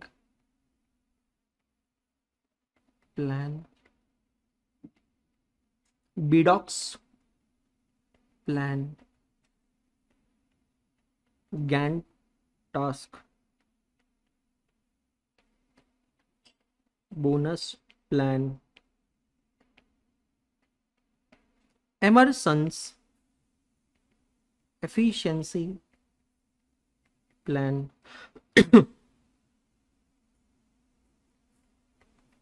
हाल्से Weir plan etcetera. अब ये सारे सिस्टम्स हमारे सिलेबस में नहीं है, सीएम है, इसलिए मैं कॉस्टिंग में तो पिछले समझ लो 15-20 साल में कोई चेंज नहीं हुआ है। No change at all, last 15 to 20 years no change at all. समझे आप, लिख लो फटाक से इसको, I make it full screen. फिर इसके बाद इसके क्वेश्चंस करते हैं ना, 2-3 क्वेश्चंस करते हैं, then will wind up today's class.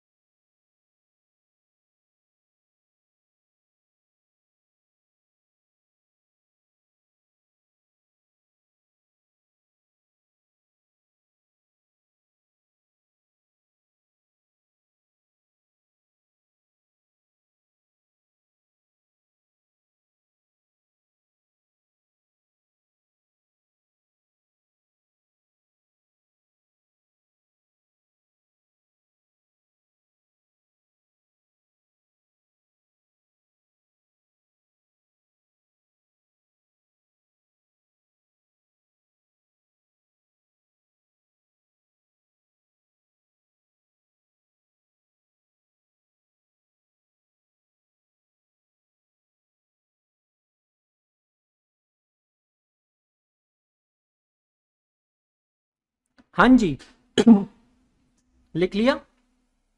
तो आप कभी भी ना एक चीज समझिए कि अगर कभी भी कोई चीज बनती है तो वो क्यों बनती है, क्योंकि उससे पहले जो चीज रही होगी, जो प्रीडिसेसर रहा होगा, उसमें कुछ कमी रही होगी या उसमें कोई संभावना होगी, स्कोप ऑफ इंप्रूवमेंट होगा। अगर वो स्कोप ऑफ इंप्रूवमेंट नहीं होता था तो वो चेंज नहीं होता था। मतलब बहुत लॉजिकल है। बहुत कम लोगों को ये फैक्ट पता है, मैं आपको बताता हूं। स्टेट बैंक ऑफ इंडिया जो है ना, वो इंडिया की ओल्डेस्ट बैंक है। आपको जानकर हैरानी होगी, आजादी से पहले आजादी से पहले इस बैंक का नाम था Imperial Bank of India, IBI, Imperial Bank of India. आजादी से पहले, जब India, Pakistan, Bangladesh used to be pre independence, India की बात कर रहा हूं मैं। जब इंडिया इंडिपेंडेंट हुआ ना, तो इंपीरियल बैंक ऑफ इंडिया के दो हिस्से हो गए। जो हिंदुस्तान के पलड़े में आया उसका नाम बना स्टेट बैंक ऑफ इंडिया, और जो पाकिस्तान के पलड़े में गया उसका नाम है स्टेट बैंक ऑफ पाकिस्तान। अब आप एक चीज सोच कर देखो, अगर मैं इमेजिन करूं तो बॉस, मुझे लगता है कि इस बैंक के आगे पीछे तो और कोई बैंक होनी नहीं चाहिए। मतलब this should be the bestest bank, what do you think? The bestest bank. But let me tell you, no offence, no hard feelings, nothing, I'm telling you, I had the worst experience with that bank. Trust me, the worst experience. Why is it so? And it's not just me who is saying this. Huh? If you do a comparative analysis, you'll get to know that there are way better banks than SBI. Why is it so? Because they've been complacent. They've been enjoying their legacy. They've been enjoying their monopoly for quite a lot of years. Same thing happened with BSNL. You just think about it. There was a dominance.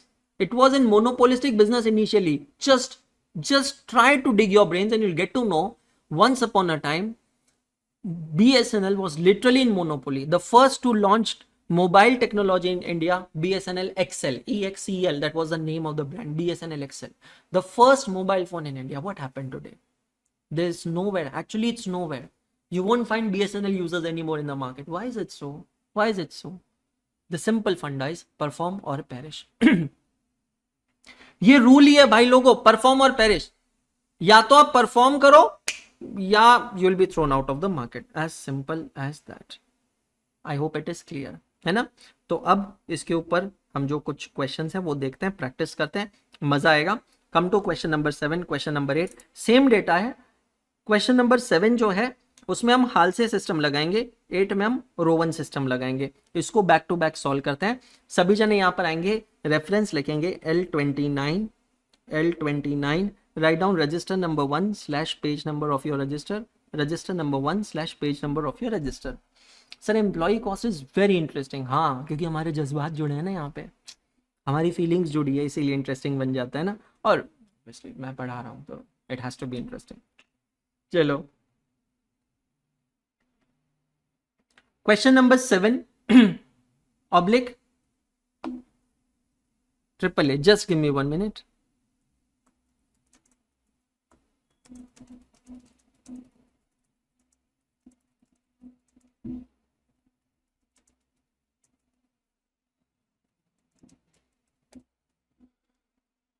Question number 7 oblique AAA oblique 3.9. Okay, बिल्कुल basic question है, आराम से देखेंगे, पढ़ेंगे, समझेंगे।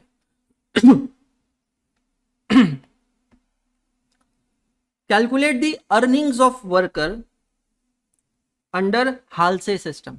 We have to calculate earnings of worker under Halsey system. The relevant data is as below. What is the data? Time rate per hour is ₹60। तो ये मेरा क्या हो गया? Rate per hour. Time allowed is 8 hour, time taken is 6 hours and time saved is 2 hours. तो हम लोग क्या करते हैं ना, पहले चीजों को अरेंज कर लेते हैं, जमा लेते हैं। यहां पर डेटा हमारे पास क्या क्या है? रेट पर आवर या आर्ली रेट, वो कितना दिया है बेटा जी? 60 रुपीज एन आवर। अच्छा, यही सेम डेटा है अगले क्वेश्चन का, जहां हमें यही क्वेश्चन को रो 1 से कैलकुलेट करना है। अब ये फॉर्मूला आप देखोगे तो हमें क्या क्या चाहिए? हमें चाहिए आवर्स वर्कड। आवर्स वर्कड को हम लोग कहते हैं एक्चुअल आवर्स। दूसरा डेटा हमें चाहिए स्टैंडर्ड आवर्स, जिसको हम कहेंगे SH, मतलब कितना समय लगना चाहिए था। जैसे श्रुति के एग्जांपल में 6.25 वो स्टैंडर्ड और 5 आवर्स एक्चुअल है। और फिर हम निकालेंगे time saved. Time saved it is equal to कितना लगना चाहिए था माइनस कितना लगा, standard hours minus actual hours. ठीक है, अब ये क्वेश्चन में डेटा दिया है, पहला क्वेश्चन है सब परोस के दिया है थाली में। टाइम अलाउड इज 8 आवर्स, 8 घंटे का समय अलाउड है, मतलब स्टैंडर्ड है। टाइम टेकन इज 6 आवर्स, तो आपको 8 घंटे का समय दिया गया है, लेकिन आपने वो काम 6 घंटे में किया है, तो आपका टाइम सेव कितना हो गया, 2 घंटे। चेक कर लीजिएगा डेटा सबको क्लियर हुआ क्या। Is it clear? अब हम लोग यहां पर क्या करेंगे, हम लोग यहां पर इस क्वेश्चन को हालसे और रोवन दोनों में सॉल्व करेंगे, 7 नंबर और 8 नंबर में। इनफैक्ट दोनों की कंबाइन हेडिंग लिख लेते हैं भाई लोगों में ना। सर आपको नहीं लग रहा है ये आप बहुत गलत कर रहे हो? मेरे को ऐसा बिल्कुल नहीं लग रहा है। क्वेश्चन नंबर 7 प्लस कर देता हूं question number 8 oblique AAA oblique 3.9।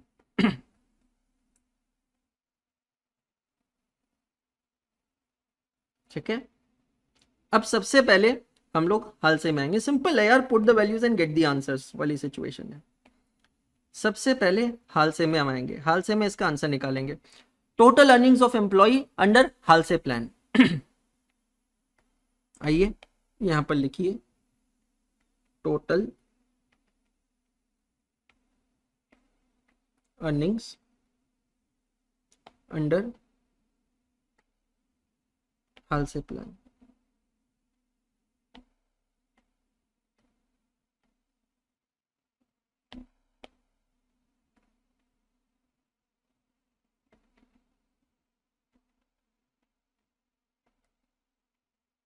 Total earnings under Rowan plan. Halsey plan, hours worked, कितने घंटे काम किया है, 6 hours, into rate per our 60। तो ये आपका क्या हो गया, नॉर्मल वेजेस 360 रुपए, 6 6 36 बराबर है hours worked into rate per our, that is 6 into 60। तो 360 रुपए बेटा जी हमारे क्या हो गए, नॉर्मल वेजेस प्लस। अब हाल से में जो इंसेंटिव होता है वो फिक्स्ड है, percentage of the bonus is fixed. How much it is 50% of time saved into rate per our. मेरे एम्प्लॉइज ने 8 घंटे का काम, ध्यान से समझना, मेरे एम्प्लॉइज ने 8 घंटे का काम 6 घंटे में किया, 2 घंटे बचाए।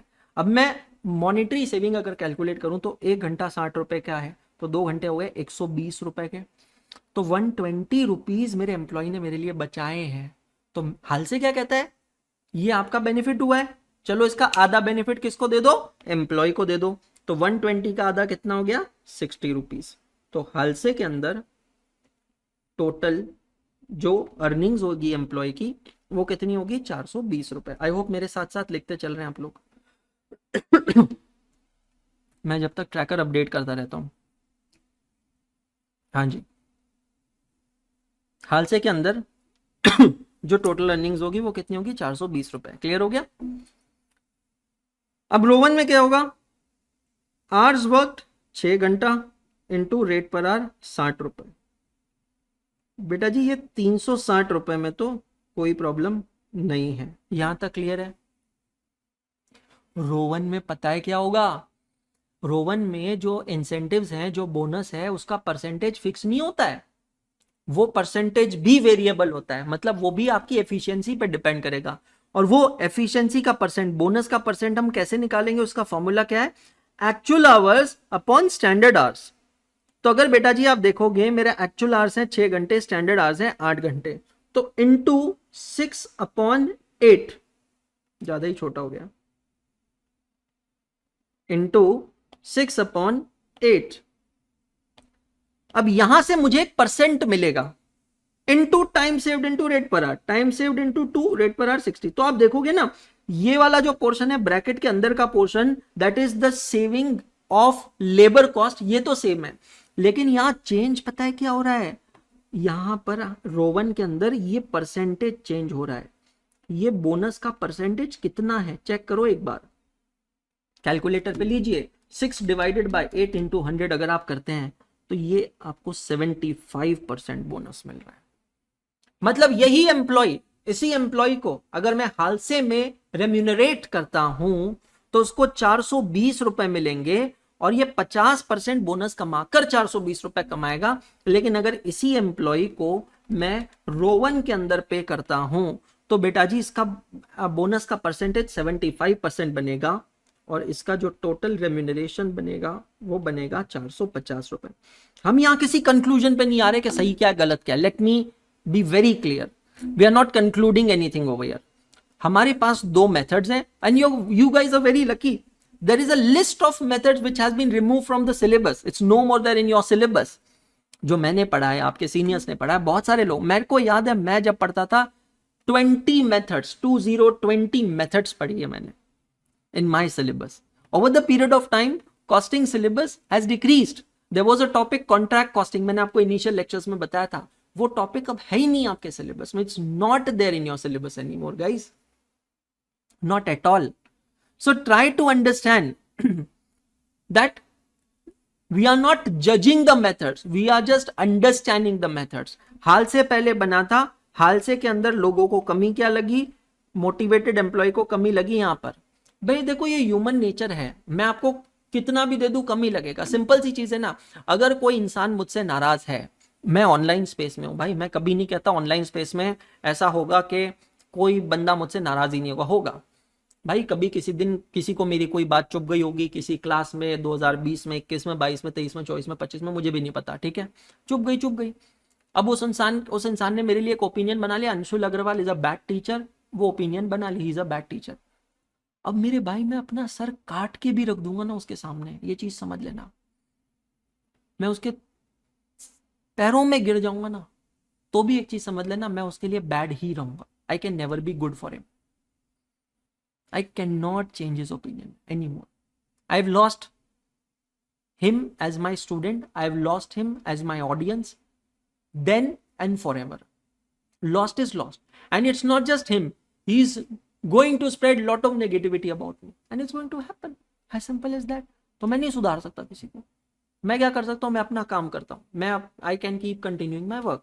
तो हाल से ने क्या किया भैया, अपना ये प्लान बनाया। पहले एम्प्लॉय को सिर्फ नॉर्मल वेजेस मिलते थे, तब एम्प्लॉय बोलते थे नहीं हमको बोनस नहीं मिल रहा। हाल से ने क्या कहा, चलो बोनस दे दिया, बोनस दे दिया, फिर भी एम्प्लॉय रोते, क्या रोते, नहीं हमको 50% फिक्स बोनस दे दिया। अगर मैं ज्यादा एफिशिएंट हूं तो भैया मुझे ऐसे नहीं मिलना चाहिए, मुझे ज्यादा मिलना चाहिए।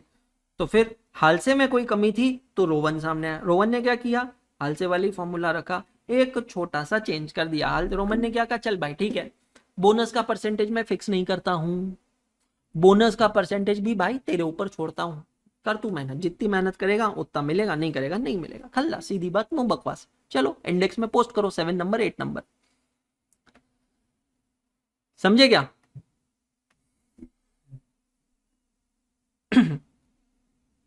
एक छोटा सा क्वेश्चन कर ले 6 नंबर का, फिर वाइंड अप करते हैं आज की क्लास, है ना। फिर मैं आपको पोस्ट क्लास समरी बना के दे दूंगा आज क्या करने का है।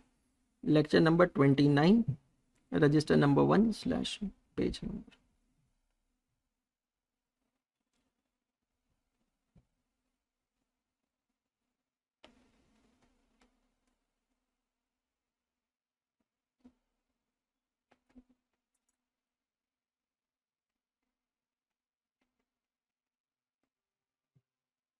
ओहो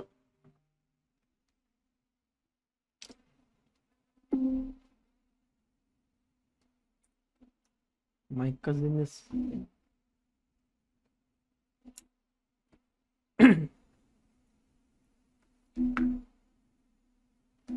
I'll have to message him that bro I'm in class, just give me a minute।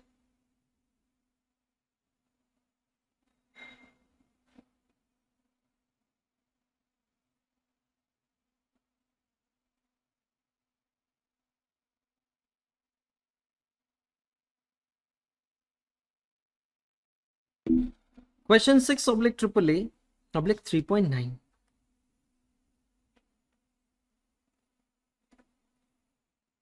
Clear.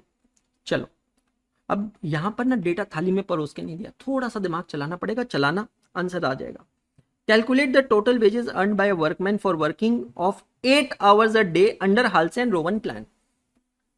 एक वर्कमैन है जिसने एक दिन में 8 घंटे काम किया है, तो जितने घंटे उसने काम किया है, 8 घंटे उसने काम किया है, उसको मैं कहूंगा एक्चुअल आवर्स। क्या कहूंगा मैं? Actual hours. एक्चुअल आवर्स ही मेरे आवर्स वर्कड होते हैं, ठीक है, ओके। स्टैंडर्ड प्रोडक्शन पर आर इज 20 यूनिट्स। इसका मतलब क्या है समझना, इसका मतलब यह है कि यह कहता है कि भैया जो स्टैंडर्ड है, स्टैंडर्ड का मतलब क्या है, जो नॉर्मली होता है, वो स्टैंडर्ड प्रोडक्शन कितना है, 20 यूनिट्स पर आवर। तो स्टैंडर्ड ये है कि भैया एक घंटे में 20 यूनिट आमतौर पे कोई भी वर्कर बना लेता है। कोई भी वर्कर एक घंटे में आमतौर पे 20 यूनिट बना लेता है। Actual production for the day is 200 unit. बिल्कुल वो श्रुति वाला एग्जांपल ध्यान में लेना। एक्चुअल जो प्रोडक्शन किया है वो किया है कितने यूनिट्स? 200 यूनिट्स का। तो भाई लोगों एक बात बताओ फिर एक्चुअल प्रोडक्शन के लिए कितना समय लगना चाहिए? मतलब हमको यहां निकालना क्या है? हमको निकालना है एसएच। एसएच का मतलब होता है standard hours required for actual production. Shruti के एग्जाम्पल में वो टाइम था 6.25। यहां पर कैसे निकालेंगे? Cross multiply 200 into 1 divided by 20। तो यहां आंसर आएगा 10 आवर्स। बहुत बढ़िया तिशा, बहुत बढ़िया। तो मेरे स्टैंडर्ड आवर्स कितने हो गए? 10 आवर्स। अब ये क्वेश्चन 7 और 8 से अलग कैसे समझना और ये देखो मॉड्यूल का नहीं है, ये सीएमए इंस्टीट्यूट का क्वेश्चन है। अभी यहां पर देखो रेफरेंस नहीं दिख रहा होगा भाई, यही डिफरेंस है। सीए इंस्टीट्यूट के जो क्वेश्चन थे उसमें स्ट्रेट फॉरवर्ड डेटा दिया था, put the values get the answer. और इंस्टीट्यूट खुद एग्जाम में ऐसे सीधे क्वेश्चन नहीं पूछता है। यहां पर आपको 8 घंटे का डेटा दे दिया है, एसएच आपको निकालना है खुद से। अब एक बात बताओ, एएच पता है 8 घंटे, एसएच पता है 10 घंटे, टाइम सेव्ड कितना होगा? 10 माइनस 8 इक्वल टू 2 आवर्स। भाई लोगों ये सबको समझ में आया ना? प्लीज चेक कर लेना, ये बड़ी इंपॉर्टेंट चीज है। डेटा कैसे निकालना है ये सबसे इंपॉर्टेंट चीज है इस क्वेश्चन में, है ना? कि अगर एक यूनिट बनाने में, एक घंटे में 20 यूनिट बनते हैं तो 200 यूनिट बनाने में कितने घंटे लगेंगे? तो 200 यूनिट बनाने में आइडियली 10 घंटे लगने चाहिए। लेकिन ये 10 घंटे का काम मेरे एम्प्लॉय ने 8 घंटों में किया है, मतलब 2 घंटे उसने बचाए। अब मुझे एक ही डेटा चाहिए, रेट पर आर वो दिया है, वेज रेट पर आर है 30 रुपीज। बहुत बढ़िया, रेट पर आर है ₹30। खत्म हो गया। अब मुझे क्या हाल और रोवन में आंसर निकालने का है, सिंपल। सर ये क्या कर रहे हो, क्या कर रहे हो, क्या कर रहे हो? ये दिव्य शक्तियों का इस्तेमाल कर रहा हूं सर। हमको भी होना ऐसी दिव्य शक्तियां, हमको भी होना। सीए बनो उसके लिए, दिव्य शक्ति के लिए। सर दिव्या के लिए तो कुछ भी कर लूंगा मैं। सर मिश्रा जी बोलते सर दिव्या के लिए तो आप बोलो सर, दिव्या बोलेगी वो कर लूंगा सर मैं। शक्ति भी बन जाऊंगा सर दिव्या के लिए, आप बोलो सर। ठीक है, put the values get the answer. Hours worked into rate per our, hours worked 8 rupees into rate per our 30 rupees. 240 रुपए हो गए आपके, नहीं हाँ 30 इंटू हाँ 240 रुपए हो गए आपके normal wages, plus 50% of time saved into rate per our, plus 30 रुपए, 270 रुपए। समझे या? एमसीक्यू के लिए बहुत काम किया रे बाबा। आवर्स वर्कड 8 इंटू 30, बोले तो क्या 240, मानते हो कि नहीं? प्लस एक्चुअल आवर्स 8 घंटे divided by standard our into time saved into rate per our. अब यहां पर बोनस कितने परसेंट दे रहे हैं अपन मामू? 80%।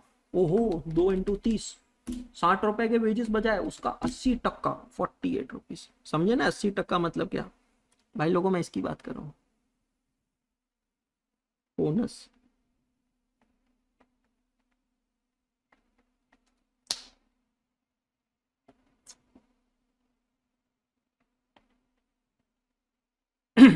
कोई कंक्लूजन वगैरह निकालेगा यार, सिंपल है, simple. We are not coming to any conclusion. ना क्या मस्त लग रहा है ना ट्रैकर अपना, एकदम भाई लोगों जबरदस्त। चलो हो गया। अब आज के लेक्चर के आगे का प्लान बनाते हैं, इसको इंडेक्स में पोस्ट करने का, सारे फॉर्मूलाज फॉर्मूला बुक में जाकर अपडेट करने का, ठीक है। आज के लेक्चर खत्म होने के बाद क्या करने का, सबसे पहले रिवाइज हाल से रो 1 एंड सॉल्व अगेन 6, 7, 8। भाई ईमानदारी से बोलूँ ना, ये सब करने में 10 मिनट लगेंगे, इससे ज़्यादा लगेगा नहीं, 10 मिनट बराबर है। ये सब कर लेने के बाद में करने का आपको होमवर्क। क्या करना, होमवर्क। पहले हाल से रो 1 निपटा लो। तो हाल से रो 1 में क्या करना है, ये 2 क्वेश्चन में आपको होमवर्क दे रहा हूँ। Homework lecture 29, homework lecture 29। भाई लोगों सिर्फ रेफरेंस देखते चलो, मजाक की बात नहीं है। 12 नंबर का जो क्वेश्चन है, मॉड्यूल का इलस्ट्रेशन 10 है, ऐसा सिमिलर क्वेश्चन दिसंबर 2021 की एग्जाम में आ चुका है।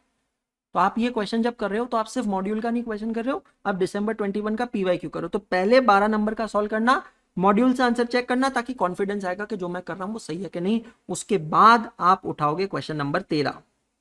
क्वेश्चन नंबर 13 भाई देखो क्या है, मेरे से नहीं पढ़ते थे तो ये क्वेश्चन मिस हो जाता था, मई 2019 का पीवाईक्यू है, समझ रहे हो। क्वेश्चन 12 एंड क्वेश्चन 13, ये दोनों मिला करना 15 से 20 मिनट आप मैक्सिमम समझ लो, पीवाईक्यू है। तो इसका आंसर अभी आपके पास अवेलेबल नहीं है, बराबर है। पहले ये क्वेश्चन सॉल्व करोगे, मॉड्यूल से चेक करोगे, अंदर कॉन्फिडेंस आएगा कि हाँ भाई जो मैं कर रहा हूं वो सही है, मैं जो सोच रहा हूं वो बिल्कुल सही है, मेरा नॉलेज बिल्कुल परफेक्ट है। उसके बाद 13 नंबर का क्वेश्चन करने का कि अच्छा ये सब सही है। उसके बाद क्या करना है, उसके बाद बैठ के करने का रिवाइज। क्या रिवाइज करने का, ओवर टाइम, रिवाइज करने का ओवर टाइम। और वो पे स्ट्रक्चर जो मैंने आज सीखा है ना, प्रोविडेंट फंड, पेंशन फंड, ये फलाना डिमकाना, एंड सॉल्व क्वेश्चन 3। उसके बाद क्वेश्चन नंबर 3 सॉल्व करने का। इस सब को करने में आपको लगेंगे ज़्यादा से ज़्यादा 15 मिनट। और मतलब देखो भैया, हाईएस्ट भी पकड़ लो तो 20, 30 और 15, 45 मिनट्स आज आपको क्लास के बाद देने का है। किस चीज़ को देने का है, इस कंसेप्ट को देने का। 45 मिनट क्लास के बाद देने का इस छोटे से कंसेप्ट को। और ये क्वेश्चन अभी यहाँ पर एक स्क्रीन के ऊपर आ रहा है, ठीक है। मुझे सिर्फ ना ऐसे टाइम पास में करने का, इसको बैठे बैठे कैलकुलेट करने का, value of normal loss as well as abnormal loss.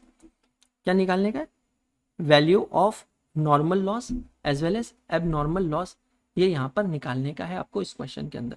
बढ़िया क्वेश्चन है, खुद से मैंने बनाया, एक छोटा सा इलस्ट्रेशन बनाया just to explain you the concept of normal loss, abnormal loss in much detail manner, and just to give you a taste कि सही में आपको ये कंसेप्ट अच्छे से आ रहा है कि नहीं आ रहा है। आप समझ रहे हो क्या मेरी बात। तो ये एग्जाम्पल आपके स्क्रीन पे दिख रहा है, जस्ट ऐसी मजाक में इसको बैठ के कैलकुलेट करने का। बढ़िया मजा आ जाएगा, मजा आ जाएगा, सब कुछ समझ में आ जाएगा। उम्मीद करता हूं आपको आज की क्लास अच्छी लगी होगी। क्लास अगर अच्छी लगी है तो प्लीज मुझे डीएम जरूर करके बताइएगा। डाउट्स कोई भी है तो dedicated doubt solving WhatsApp group बनाए भाई लोगों, व्हाट्सएप ग्रुप पे जाओ, डाउट्स डालो। हर स्टूडेंट वहां पर कंज्यूमर है, हर स्टूडेंट वहां पर डाउट सीकर है। कोई भी परेशानी, कोई भी पंगा हो, मेंटल ब्रेकडाउन हो, इमोशनल ब्रेकडाउन हो, स्ट्रैटेजी प्रॉब्लम हो, बाहें फैलाकर आपका स्वागत करता हूं। सिंपल सी चीज कहता हूं, किसका है ये तुमको इंतजार में हूं ना, देख लो इधर तो एक बार मैं हूं ना। सिंपल सी चीज है, ठीक है भाई। Thank you so much, good day, शब्बा खैर। फिर से मुलाकात होगी कल सुबह 8 बजे।